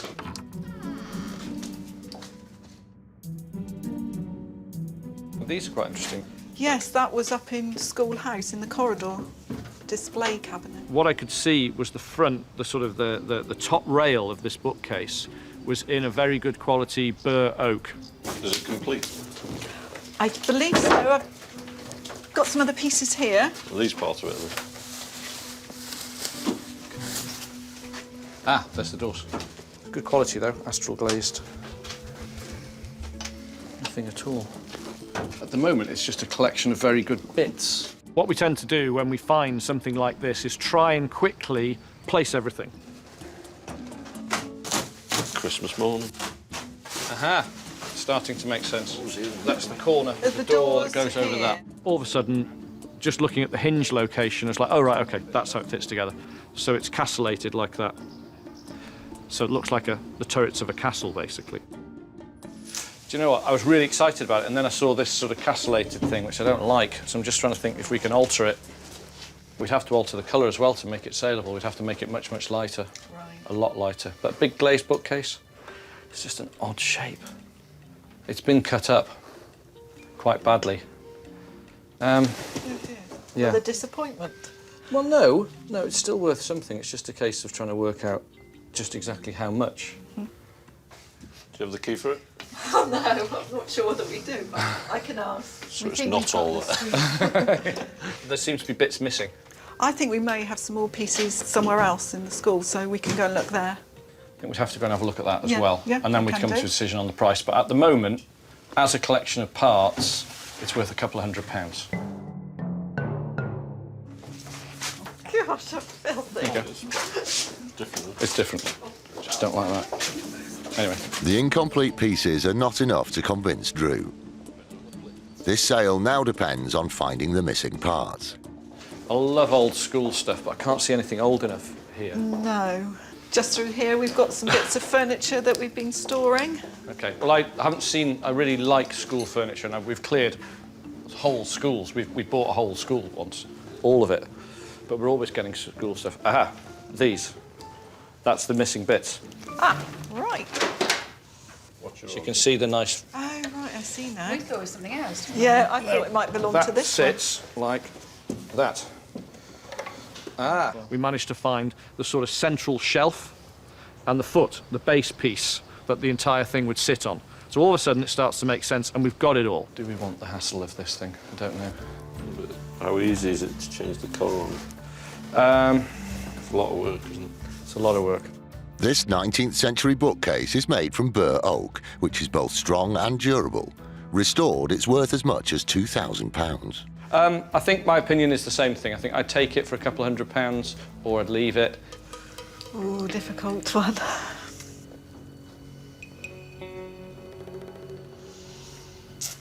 Oh, I don't know. At Brymore School in Somerset, Drew's prepared to take a risk on a dismantled bookcase. I think I'd take it for a couple of £100. But is canny business manager Linda prepared to accept Drew's offer? Oh, difficult one. What are we going to do with it otherwise? It's just been in storage for 2 years.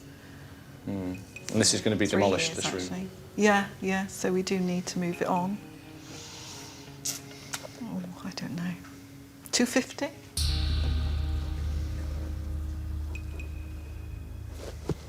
Yeah, 250 is fine. Thank you. Thanks. Deal. No, we'll have Drew. that. We'll have that. You need to take this. You're right with that one's light. I don't want to carry either of them, to be frank. I know. I bet this is the heavy bit. Oh, no. Waste nothing. Right, that's lovely. Thank you. Where's next, Linda? Should we go and have a look in the clock tower? Yeah, cool. Might be something interesting in there. All right. This is called the Muse Flats, and it's the old stable blocks that were converted.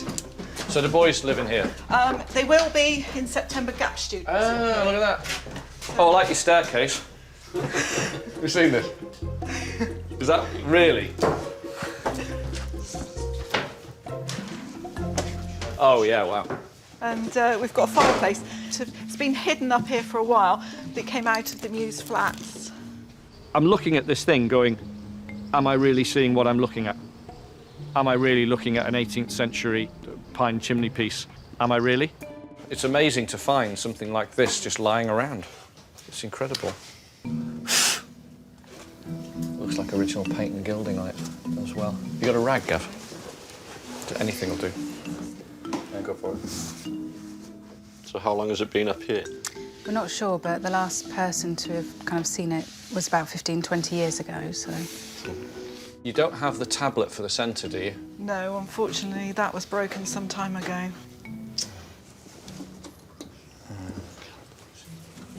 There would have been sort of classical, neoclassical themes, really, and the tablet would have had something in it as well. Have you got any pictures of the school with it in situ? I have, actually. Shall I go and Please. I'd love to see what the tablet did look like in the centre. Sure, man. Hell of a thing. What a find. Still a very, very rare chimney piece, but that insert is super rare. It's not just a bit rare, it's ridiculously rare. You see the plaque was missing then. So that's it. That's it. Yeah. Cupid and Psyche. Even though it was damaged, no matter how damaged it was, it's fixable. There's specialists all over the country that could put that back together again and you'd never know.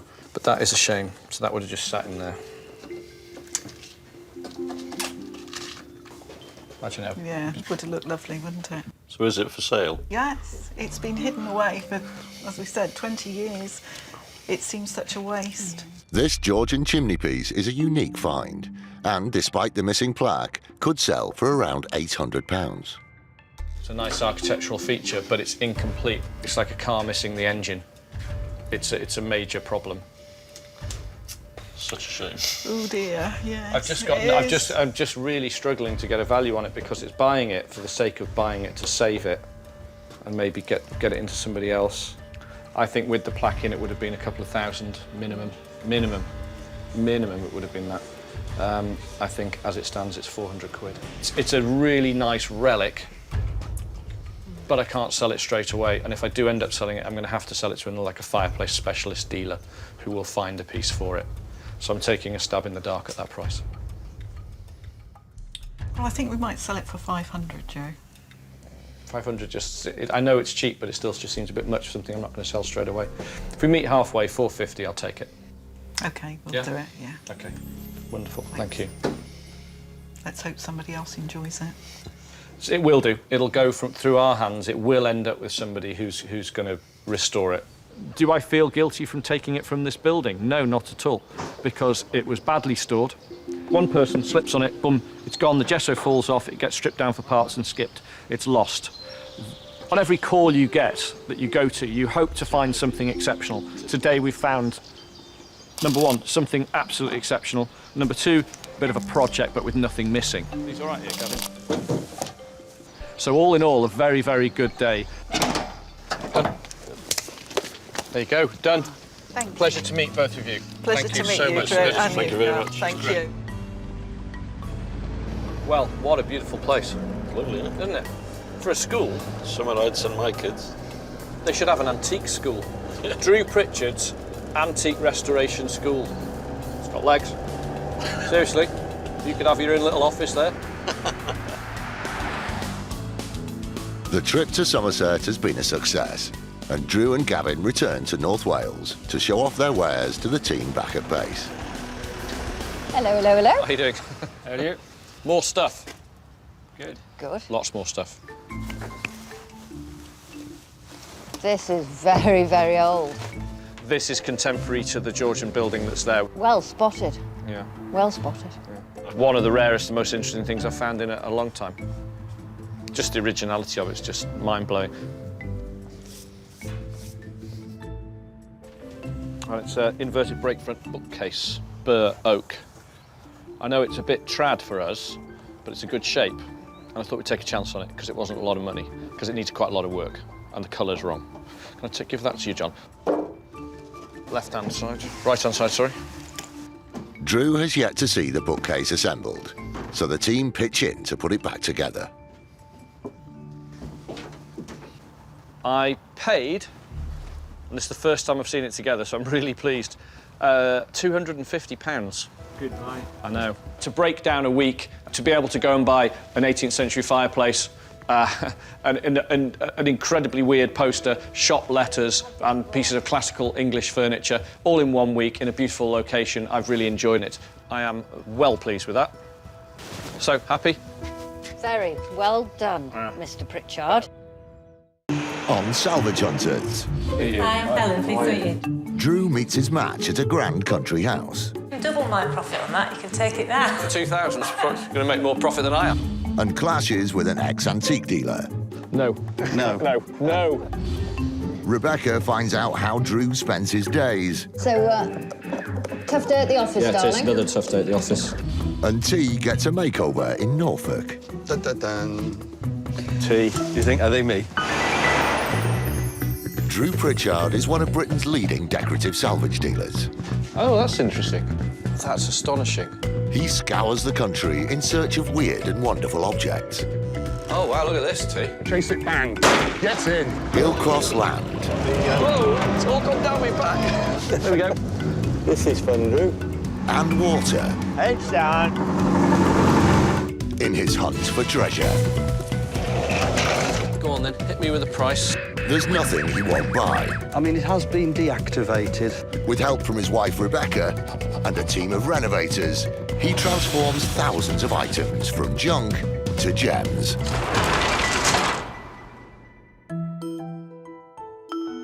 At Drew Pritchard's base in Conwy, North Wales, Hello, Drew Pritchards. business is brisk. How many do you need?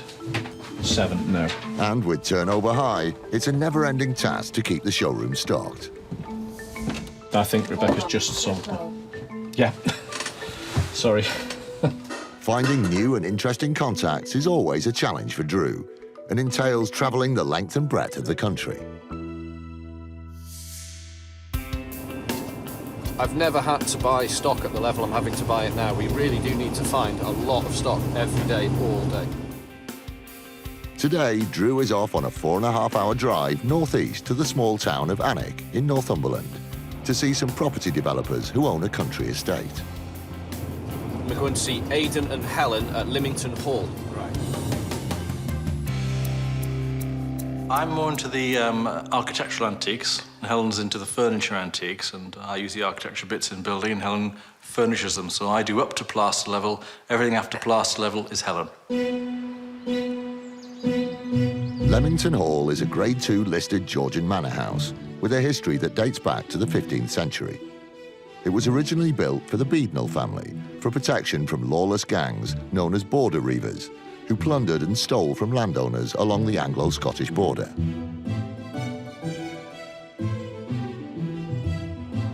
The raiders would just come down and pillage land and houses and cash and cattle and whatever else.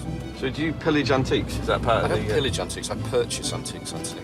We're raiders with a van and a checkbook. Yeah. We basically buy stuff all the time. Helen is eBay queen. We've got the house full. When the house is full, I push them outside into the outbuildings, so the outbuildings are full as well. Not extreme hoarders, but getting there. No. No. Here we go. Look how good your job is. Look what you get to do all day. They're probably lovely people, and they make us a really nice cup of tea, and we'll get to wander around and look at some nice furniture. How's that? If we're really good, we might even get some cake. I'd have drizzle cake and some tea. Oh, with a cup of tea. Oh. We're getting old, aren't we? Yeah.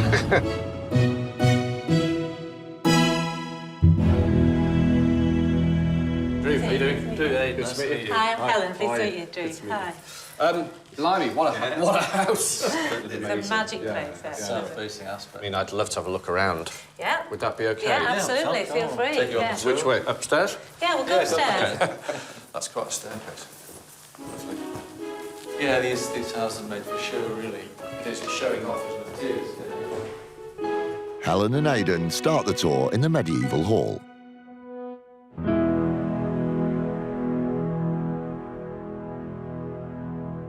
Oh, wow, look at that. Yeah. Amazing. Fabulous room. This is definitely the favourite room, I have to say. Wow. Is this the oldest part of the house? This is the oldest part of the house. It's one of the old peel towers. A wonderful room. The panelling's unusual, isn't it? It's come from... There's all sorts of age of panelling in there. Yeah, the panellings came from Lorraine in France, from a place called Chateau Bar-le-Duc. I like that. I've done my house. Mostly it's all salvage. It suits us, that's how we do our Well, it's cheap, isn't it? It's cheap, yeah. It's cheap. And do you know what? I think it's just better. I really just think it's because everything's better. got a story, which is nice. This is amazing. What else have we got to see? Drew is shown the secret doorway to the hall's former dungeon. The original Newell staircase. Oh, wow, look at this, T.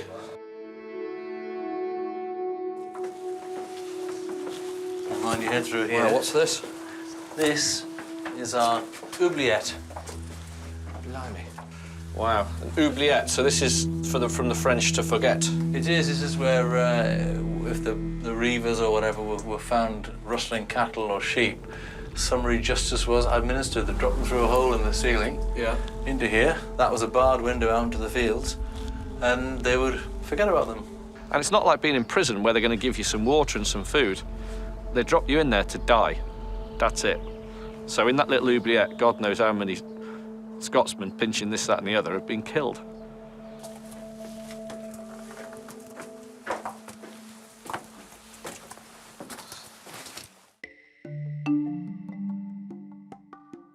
Helen leads them into the parlour, where an imposing cabinet at the back of the room catches Drew's attention. This fantastic bookcase, Oh, cupboard, right, yes. or armoire, or whatever you want to call it. Yes. Yeah. That's quite something. That's the sort of thing I like. Oh, right. Well, it's been there. It was one of the first bits we bought when we bought the house. It's all pigeonholed. Lovely. Yeah. So it needs one there. It's not really thick, so it's not an 18th century piece. Some of the veneer to the sort of shelf is broken off and there's lots of tea stains. It's just used, but do you know what? It's honest. It's incredibly honest. It's not had anybody mess with it, because a lot of those were stripped out and made into hanging space, or they'd take the top off and make one cupboard and then they'd make a server out of the other or a dresser base. Isn't that an amazing thing? It's survived. This mahogany and pine deed cabinet from Dixon, Archer and Thorpe solicitors in nearby Alnwick was specifically made to store paperwork. Its size and provenance makes it worth around £7,000 after restoration. Lovely. Did you pay a lot for it? Not too cheeky a question. I paid £1,000, I think. £1,000. Would you like me to give you a little bit of a profit on it? Wow. Yeah. I think it's lovely, actually. The top obviously splits off from there. It does. Yeah, it's a nice piece. The reason why I like it is it's proportionate to this end wall, so when you come in, you've got a nice big piece in. Wonderful, real big masculine lump, but it's a big lump. I don't know, what would I pay for that today? Do you know what? I know. I think if it was to there, or a little bit higher, probably £3,500, £4,500 in this state. You could split it into that. Top. So if you can double my profit on that, you can take it now. For £2,000? No, I think £1,800 is going to do it, because I reckon I've got £1,000 to spend on it. Yeah, I'd probably say 19. 19. Going to make more profit than I am. OK, so I'll tell you what then, because of the state it's in, and it is in a rotten state. You're looking at all this now as well down here, aren't you? That's character, surely. It's character. It's missing. Yeah. 1850, sold. OK. Lovely, deal, thank you very much. It's very unusual to be able to buy something from a house that's, you know, in the living quarters. They're usually completely off the radar. They're not for sale. So that's great. Super. Wonderful. Next is the pantry. So what have we got? What have we got here? Well, this is the back part of the house, really. That's an unusual thing to have in your larder. Well, I know. Normally associated with fabric and haberdashery. Yeah, it's spice cabinet, sort of. Like That's deep, isn't it?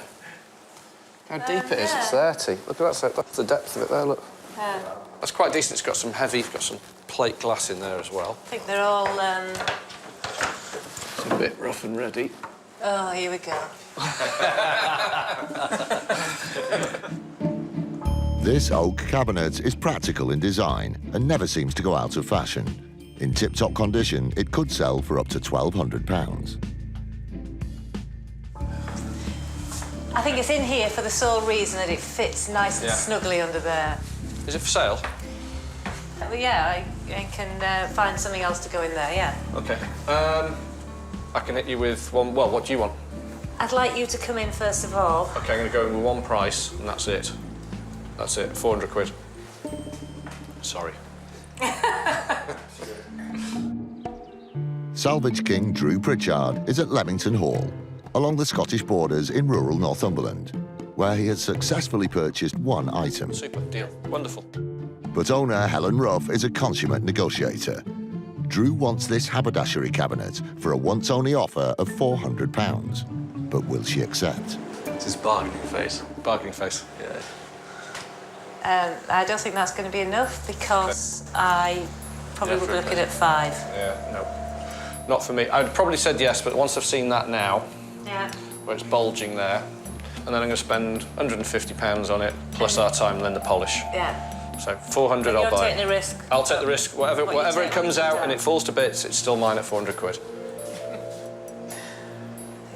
OK, I'm happy with that. Lovely. Thank you very much. There you go. See another nice big lump to put on the van. What he means is when we move it and it falls apart, it's my fault. That's what he's saying. Exactly. Isn't that good? Yeah. This is turning into a very good day. I've managed to buy 2 great big lumps of furniture. One pretty spectacular and rare, the other one extremely saleable. Very good start. And the gloves are off. Everything seems to be for sale. Lovely. All right, where's next? Wow, so the dining room.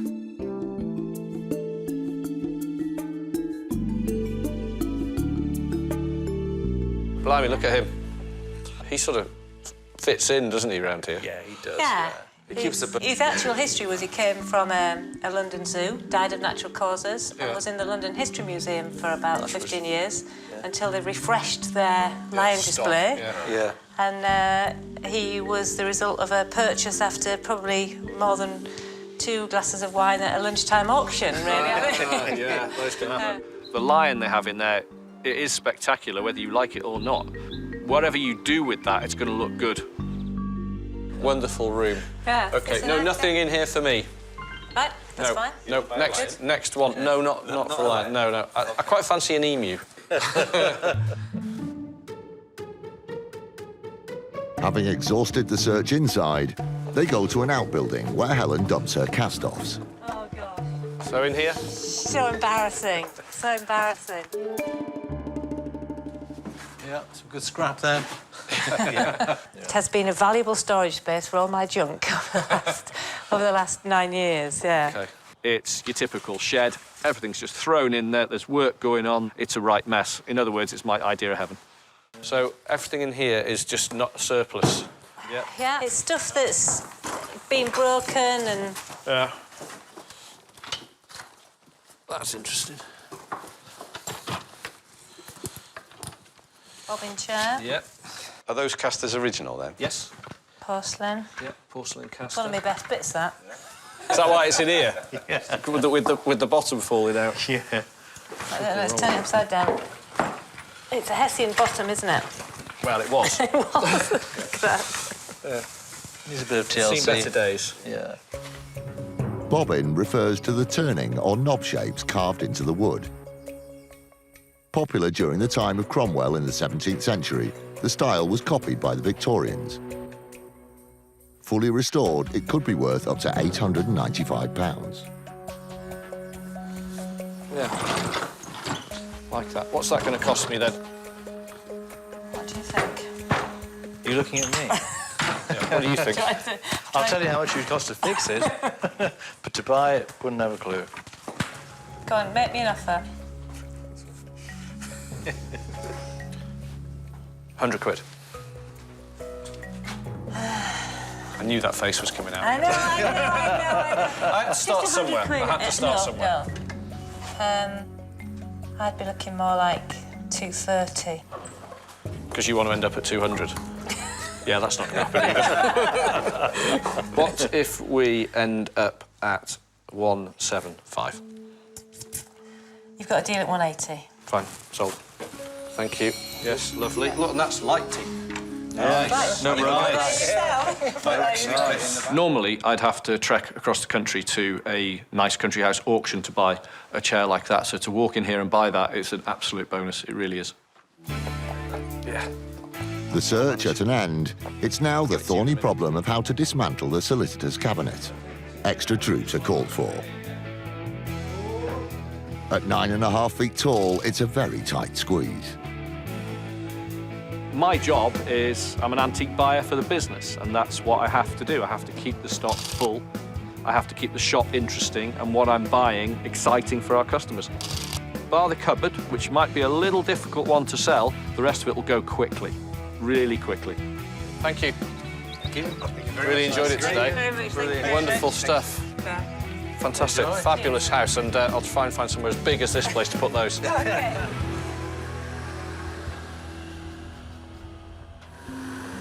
It's straight back to base in Conwy to show off their purchases.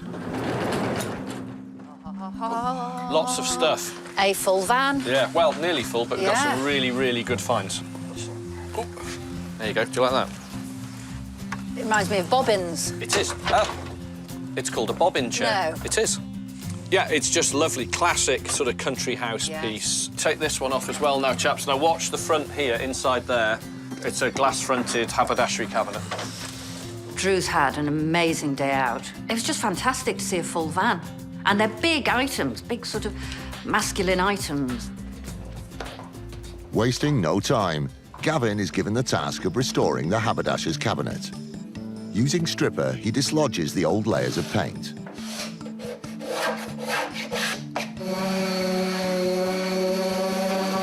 Sanding the grain takes it down to its original form. A couple of coats of stain matches the front, making it ready to sell. We're always desperate. Later that for week, delivery. Drew receives an email from an unknown contact, a retired antique dealer looking to part with some of his things. It's a risk, but Drew decides one worth taking. So he travels 125 miles south to Kington, in rural Herefordshire, in the hope of a good pick. Home to the ancient Church of St Mary's, this small medieval town lies along the banks of the River Arrow and is mentioned in the Domesday Book of 1086.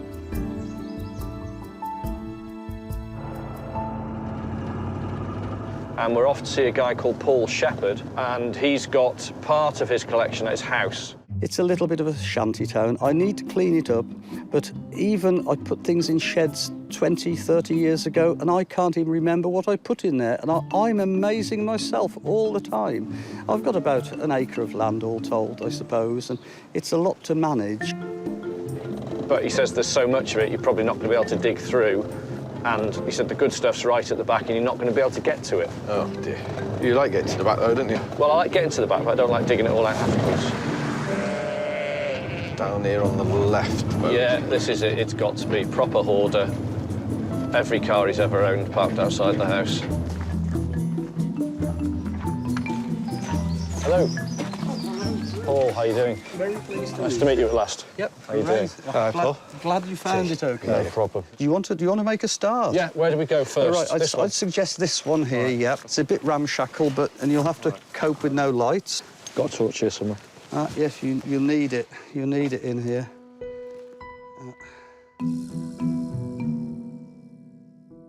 Even though the shed is packed to the gunnels, Drew soon spots a unique item. That's... Yeah. Oh, that could be a wonderful lamp, actually. Heat lamp. Yeah, but I think you can put a bulb in there. Yeah, and they're then... very easy to convert. Yeah, and it's a stunning, stunning looking thing, you know. It's not bad, actually, is it?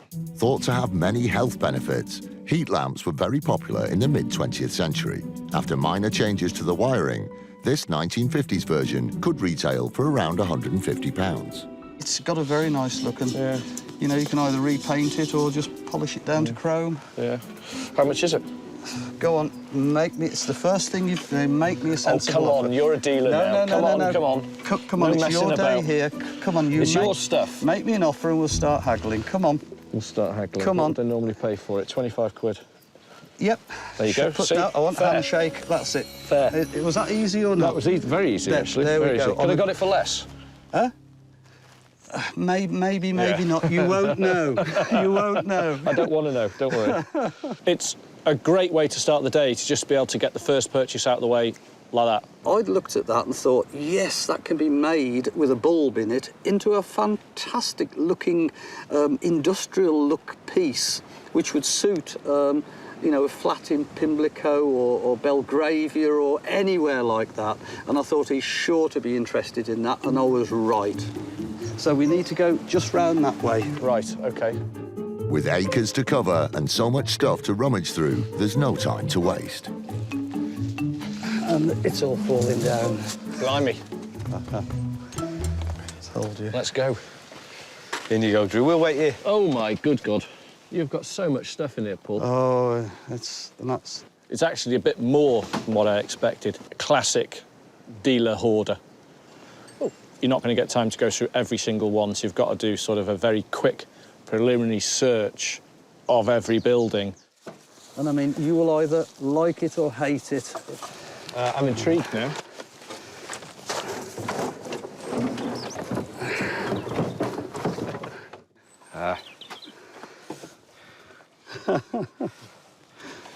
Contractors and funeral directors. I just thought that was quirky. It's on hardboard, I think. Ply. Too new. Too new. Look at the design facts. Yeah. I don't have the customers for that. Look at the quality of the work. Yeah. And it's just terrible. one of those odd things. Is it terrible? I mean, that is an amazing thing. Think about it. I'll think, no. No. No. No. No. No. Next shed. Salvager Drew Pritchard is in rural Herefordshire, visiting ex-antique dealer Paul Shepherd at his rickety yard. He's managed to buy a lamp. Was that easy or not? That was very easy. But everything else has failed to impress. Next shed. Because you've got loads, haven't you? Shed. There's a lot of stuff that has got no interest. It's just things that are broken in the house and he's chucked them in the shed. Not many real antiques at all. But who knows? That's what the job is. That's what I've got to do. I've got to find something. Is that tribal art? No. That's it. Right. Next one? Oh, yes. Off we go. Onward and upward. I'll point out anything that I like the look of. How's that? Yeah, great. How Is about that all right? telephones? No. No. Like I said, I'll point out anything I like the look of. How's that? Yep. Right, here we go. Now. Good. Mind Shed. where you step in here again. Right. Like everything here, a few hazards. OK, well, I'll just carry on having a look through then. OK. An MOT sign? No. No. No.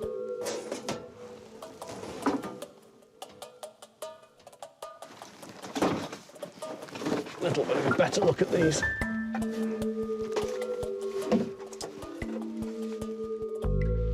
I think there's a pair of those. There is, the other one's just there. Yeah, and they've got a bit of age as well, they have. That one's under repair to the seat. Is the other one? Yeah, it's been repaired or it's split underneath.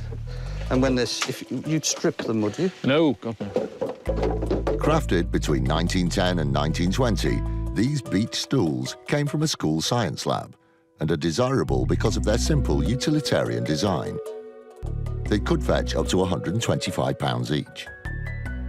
The floor's uneven. Don't worry. How much are they, Paul? What, 20 quid? 20 quid. That's going to be a little bit too much on these. No, 20 quid. Right. 20 quid. Shake on it, done. Marvellous. That's it. I was surprised that Drew took an interest in the stools, but then again, there is beauty in anything that's handmade, and I think that's why he was drawn to them. Right. Very good, sir. Where's next? Right, we need to go over here now, and this is really into wild territory. So watch where you're stepping. Oh, there's another shed here as well. Yeah. Anything in there? And that's crammed full as well, but the roof has gone. I'll have a quick look at your Land Rover, though. It's a Series 2 Safari. It's quite decent panels on it. What is it, 58, 59? Yeah, it needs a lot of money spent on it. Oh, you can see I've got all the seats there, but he put those Got in. old Jaguar seats in it. Yes, or some old car seats. There'll be some panels for somebody. Doors. I think for these rear spares. doors here. It has a lovely aroma inside as well. It's got its own aroma. Yeah. Oh, they do, don't they? Are you not going to make Rebecca's day by buying it? No, it's a Safari, so quite a desirable model, but in the condition it's in, it's not my type of thing. But somebody should save that one because all the panels and all the bits are all there. One more place? Yeah, I've got one more thing in mind, you know. Right, I think this will be the last little bit now. All right. And one or two things here that might just be of interest. Oh, a lot of vinyl. Oh, I've got... A lot of vinyl. I've got thousands. Ah, that. Ah, right. I haven't seen any of that in a while. No, that was, again, something... Don't know whether I want to sell that or not. This is... Do you know what that is? It's very unusual. That's why I'd kept it. It's called tramp art. Ah. classical poses, you know. Professor Brooke McFadden, Classical Poses, 1893. Which must reflect on the age of it. The only downside is this modern piece of timber, that, well, not modern, but later piece of the timber that's been put in. Yeah, no, I guess... It's unusual, it's all hardwood. Yeah, and it's, I mean, just think how long would it take you to do that. to Do you see how this is constructed? This is layered. Layers, yeah. It does have a distinct following and a very, very distinct look. And also, my American clients like it a lot. They really, really like it.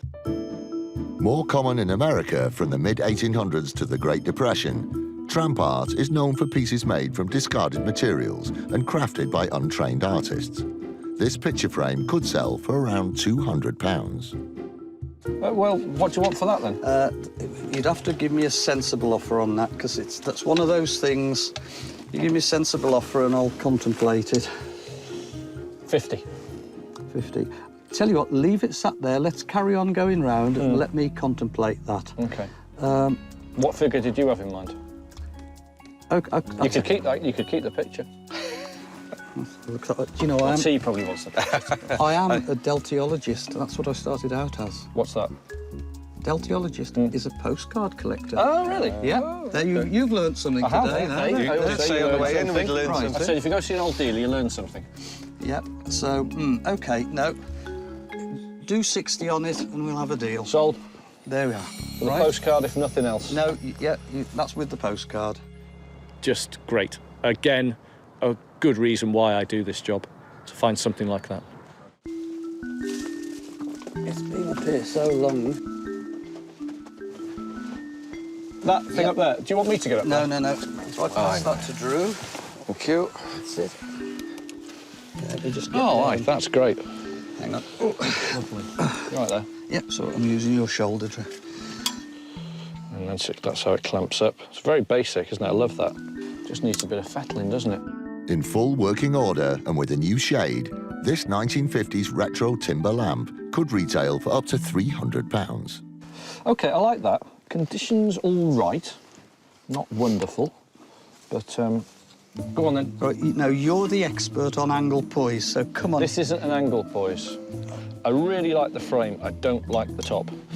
You know, go on, hit me with a figure. 25 quid. Yeah, OK. That's more than fair. It is, actually. I More than was fair. thinking along the same line. His offer to me for that, I immediately thought, yeah, that's very fair, and he knows his stuff. Here you go, Drew. Tar. Thank you very much.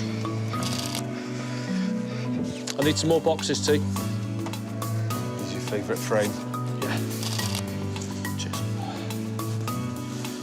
Here you go, Drew.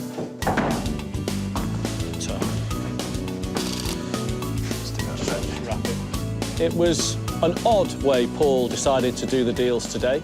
He sort of asked me what I wanted to pay for each individual item. Him being a dealer, I'd expect him to come the other way round. That's usually how it's done. I always had a figure in my head, and it was, strangely enough, the same figure that he came out with. And that's the unusual thing today. Paul, fantastic day. It's been an absolute pleasure meeting Thank you very much. I've enjoyed myself, and we've got a couple of items that I really love. Well, that's the main thing, isn't it? That's the main thing. Let me see you out. Thanks. Drew is a wonderful man. The saddest thing is there wasn't enough time for him to see everything because you can't get at it, and I would dearly like him to come back again.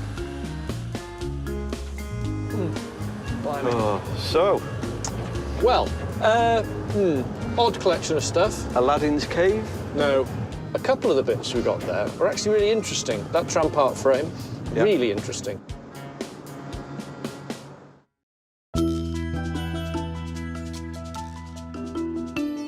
At base in North Wales, Do you want to come out, Ed? Come on. Drew's ringing the changes and taking Rebecca out on a pick to a nearby country house. It's just a short drive south to Llangollen, Denbighshire. It is quite a large house, and there's a manager for the house now, and they have asked us to come in and have a look if there's anything we'd like to buy, because they want to have a clear out. Trevor Hall is tucked away in the secluded Dee Valley and sits on an ancient site dating back to the 1300s. It's one of Wales's best examples of a Grade 1 listed Georgian mansion. My name is Janet Evans, and I've taken over the running of Trevor Hall here in Llangollen. Although the property has an amazing facade, the inside isn't quite what you would expect because the owners were into the music industry. This is a normal house call, even though it's quite a grand house. But it's got that difficult thing where we're having to deal with a third party, not directly with the owner. So anything we make a bid on or are interested in buying, they have to ring the owner. Welcome to Trevor Hall. Janet? Yeah, Drew, how are you doing? Pleased to meet you. I've got my wife Rebecca with me. And Enzo, you don't mind dogs, do you? Not at all. Welcome, Hello, dogs. Janet. Hi, Rebecca. Nice to meet you. And you. Wow, this is amazing. Come on in and have a look. Great, Love okay. to. Oh, thank you. Oh, wow, I love the chimney piece. Look at that.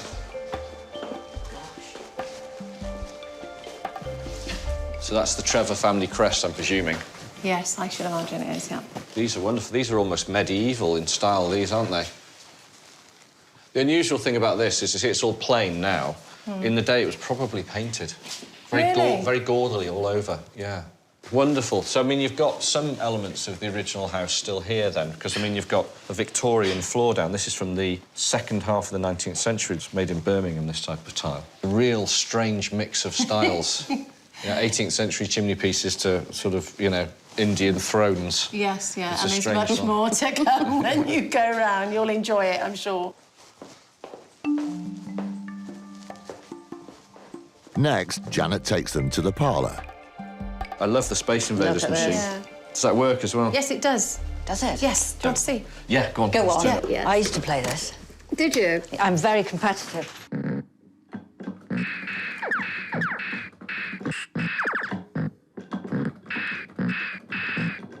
So, tough day at the office, Yeah, darling? it is another tough day at the office. Is this how you spend all your days? Yeah, always. Yeah. No, I'd have definitely beaten T on that. He's rubbish at things like that. But Rebecca, she's absolute mustard. And any games, I never win. Well, there's nothing in here for me. OK. So if we went through, I don't know what's through that way. Can we have a look that way? So this is the, what's this? Another snug. Wonderful shutters. Now. What's Drew found? Well, I can't buy them, unfortunately, but these tiles here are by an incredibly influential designer called William de Morgan. Wow. And it was all to do with that sort of the late 19th century arts and crafts movement, aesthetic movement, and they're also very, very valuable. Gosh. But they're part of the listing of the building, I'm sure, so you Yes, can't take them yes. out. But now you know you've got to look after them now. Yes. Yes. I'm nervous now. Don't Well, just touch leave them the where they toilet. are. They're fine. They're not going anywhere. Yeah. They're not going anywhere, but they're beautiful. Wow. Anyway, no, nothing in here for me, I'm afraid, No, apart from okay. those, obviously. Which you can't take. Which I can't Which you have. can't have. All the furniture downstairs is either reproduction or sort of either Indonesian, Chinese, whatever. It's not really my type of thing. I'm looking for genuine, real country house artefacts. Not a promising start, but there are more rooms upstairs. So this is the four-poster bedroom. It's all reproduction furniture in here, so nothing for me. This room here is known as Highland Fling. Wow, I can see why. So I was hoping you might like this, Drew. I sold my Cadillac. I wanted to sort of show Rebecca the reality of what we do on a day-to-day basis, so we're wandering around and there's nothing here to buy. I've got a horrible feeling we might be going back with an empty van. The third floor is Drew's final chance to make the day a success. So this is the Chinese room in here. Drew. Oh, wow, this is lovely. Oh, no, this I do like. Yeah, I like this this is really one as well. lovely, but it is difficult to shift. I think it's my favourite. It's hard to sell. I think this is actually old. These are old pieces, actually. They are, yeah. It was left in the house along with the Chesterfield downstairs. The brown Chesterfield down in the Yes, hallway. yeah. Well, I noticed that the second I walked in, and the one thing I've seen here all day that I keep going back to in my head, I really like it. I buy a lot of leather furniture, and particularly Chesterfields and Chesterfield armchairs. OK. Is it something that's for sale? Well, we can go and have a look. Depends on the price, obviously. Sure, but I'd like yeah, to let's see go it. and I'd have a like to see it. I've already noticed it needs a bit of work, OK. but we can discuss that when we get down there. OK. Perhaps at the right price, the Chesterfield will make the journey worthwhile. I was quite surprised that Drew didn't mention it when he first entered the hall because it was right by the dining table. But obviously, I suppose he was being polite. Don't you think it would be quite rude if I just walked in and go, oh, hi, nice to meet you, can I buy your sofa? I had to sort of, you know, you've got to be polite. I'm in somebody else's house looking at their furniture. Here we are, the Chesterfield. Yeah, this is really, really good looking. This is where they always get ripped. You see, that's the colour it would have been there. And it's had a big repair over there, and this one's had a repair. See where it's been stitched over the top there? No, I didn't notice that. Yeah, see that there? The bad news is the damage has been repaired in the past, but it's still a great-looking piece of furniture. This tufted, well-worn leather-buttoned Chesterfield is a timeless English classic. In need of some minor repairs, it could fetch around £1,800. So it's sort of, it's good, but it's a bit rough. That said, I still like to buy it, so I wonder what sort of price you'd like for it. Well, what would you like to offer for it? Well, I'm going to offer as little as I can get away with, clearly, but it's... So, shoot. Shoot. I'm thinking sort of 750. I do know that when we were talking earlier, it was more in the 1,000 realm. Drew Pritchard is at Trevor Hall, a manor house deep in the Welsh countryside. Yeah, this is really, really good looking. He's made an offer of £750 on a Chesterfield. Estate manager Janet has gone to phone the owner to see if she's prepared to accept Drew's price.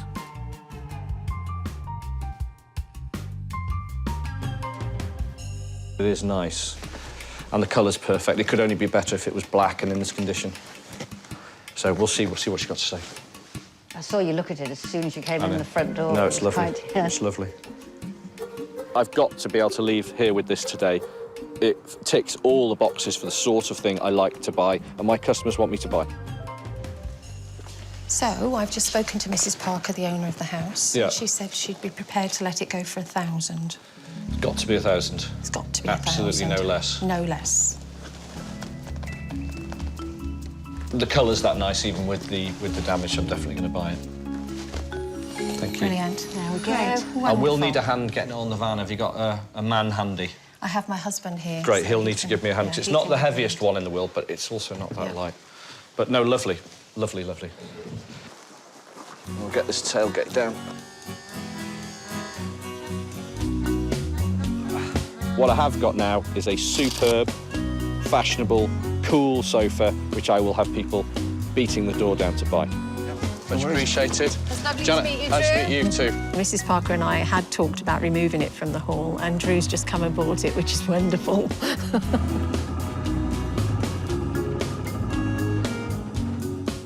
Well, I've had an absolute ball. Did you enjoy it? I've loved it. Could I not have a natter with tea and see if I can come out on some more? You can do. I've got nicer legs than tea. Enzo's got nicer legs than tea.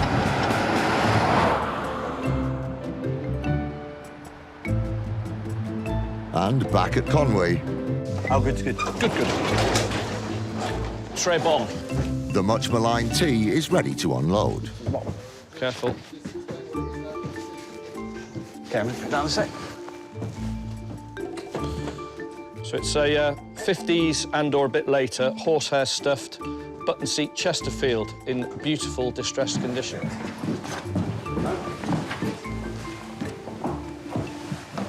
That's lovely, Drew. Isn't that lovely? This was the best thing in the house and we bought it.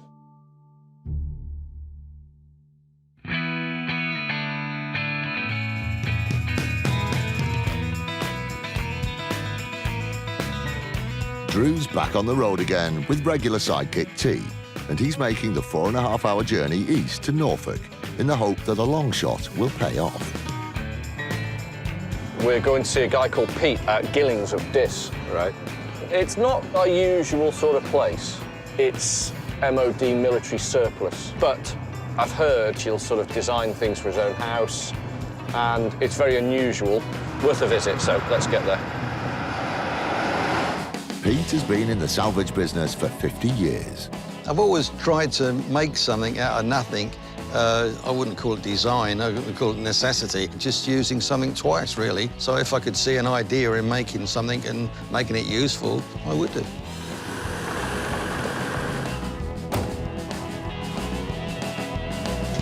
Hello. Hello. They meet in Pete's flat above the yard. Yep. Drew. Drew, how you doing? How you doing? You all right? Good. Pete. How you doing? Thanks for letting us come over. It's not our usual fare, really, military surplus. Okay. But I can see already that there's a little bit more to it. And it's a good look. I like what you're doing. It's cool. Yeah, some of it came out of necessity, you know. We didn't have all the money in the world when we started building, so you have to make use of things the best way you could.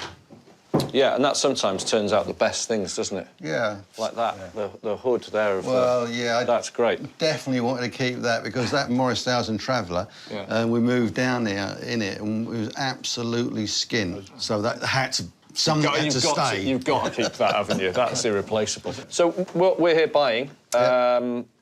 What's for sale? Is it just stuff in the yard? Is there anything goes? Well, the oldest saying in the world is everything's for sale. See that retro mirror sort of thing at the back? That's good looking now, isn't it? My dad, he bought that from Venice when I was a kid. I couldn't part with it, really. But you know, I think it's cool now. Well, of course, it's got retro. Well, that I like. It's got a price ticket on it, has it? Has it? I think that's when I bought it. Operating room, so that's a long time ago. That's quite a long time ago. So what? Let's have a look. Yeah, it looks in fairly good nick, actually. Yeah. It's not bad, is it? Made in the 1930s, this ex-MOD medical operating room trolley was taken from RAF Honington in nearby Suffolk and would have stored surgical instruments. It retails for around £300. It's not bad, is it? What are they going to cost me? Well, a thing like that now would probably be 200 quid. OK. What about, you going to do it for 175? Well, I ain't going to argue with you, you know, it's neither here nor there, is it? Up to you, don't have to. Yeah, worse. I don't really want to sell anything in here, but, you know, I don't mind. You're here, you've made a journey, you made the effort to get here. Yeah. I'd like to give you a start. I'm keen to buy. Go on in. 175, we'll have that. There you go. Sure. Brilliant. Exactly the sort of thing that I want to buy. And in nice nick as well. It's been overpainted, but that doesn't matter. Good looking. It's for sale. Bought it at the right money. Very happy. Drew is led to a storage area and immediately spots a wooden stool. What I do like the look of was this. Have you got any more of these? No. I should have, because I burnt about 120 of them. They came out of HMS Ganges. You're joking. But it was years ago and they weren't worth anything. Oh, man. People didn't want them then, but I just saved one for myself. Oh. But they're just nice old things, aren't they? Yeah. I know. I just think they're lovely. They're really tactile. Look, the split seat there around that knot. That's nice. HMS Ganges was a Victorian Royal Navy training ship. The stool is made from elm and beech and has sleek, tapered legs. With such provenance, it could be worth up to £275. I think I sold the last lot I had for £half a £1 each. Really? Oh, you've had them a while. Just to put you in the picture, but no, I just kept that one myself. So is this not for sale then? Well, you know, and everything's for sale. Open your mouth. All right, give us a price. 50 quid. Fine, sold. There you go, that wasn't too hard. Sorry. Not what I expected when we got here. I thought it was just going to be military surplus, a big warehouse full of old boots and bits of tanks. But no, Pete's got a good eye. So yeah, can we have a look at the yard? Sure. Some of the warehouses? Yeah, different stuff out there. Let's have a look. OK. Show us through.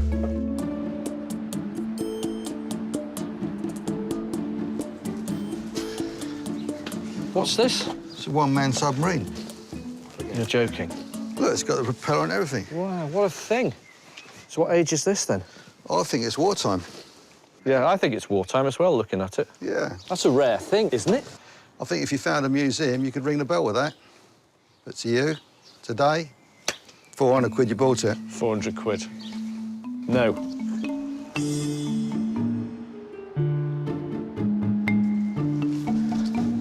Ooh, like your chopper.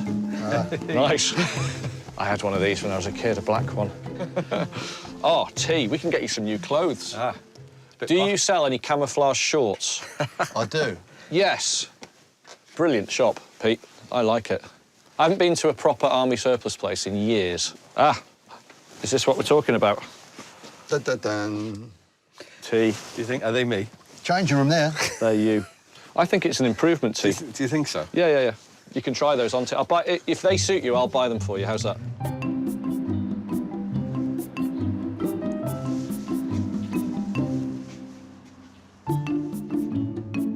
Lights I'm looking for. Always want lights if you've got any. Old signage, quite like some old signs.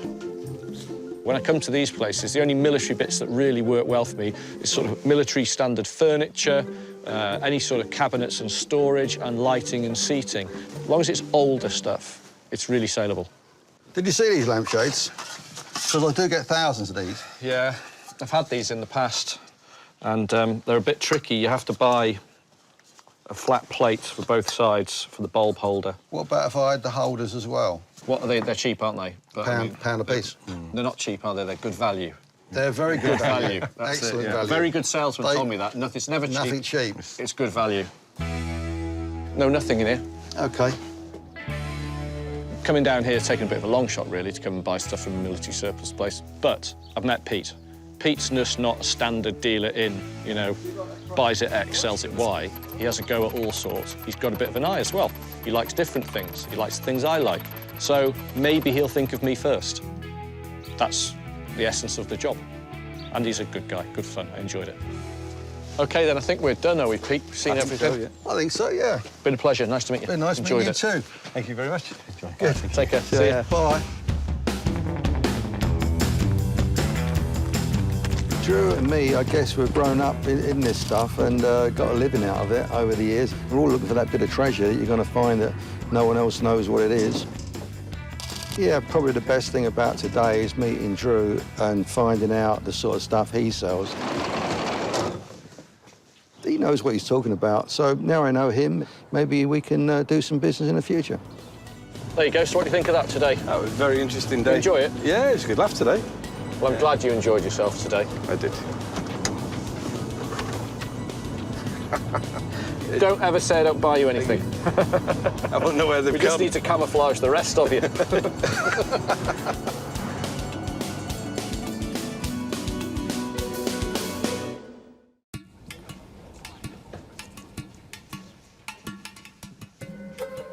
In the warehouse, saddler John Helm is working on the Chesterfield from Trevor Hall. To repair the rip, a mending technique using waxed knitting thread and a curved saddle needle does the trick. Large holes can only be fixed with a new leather patch.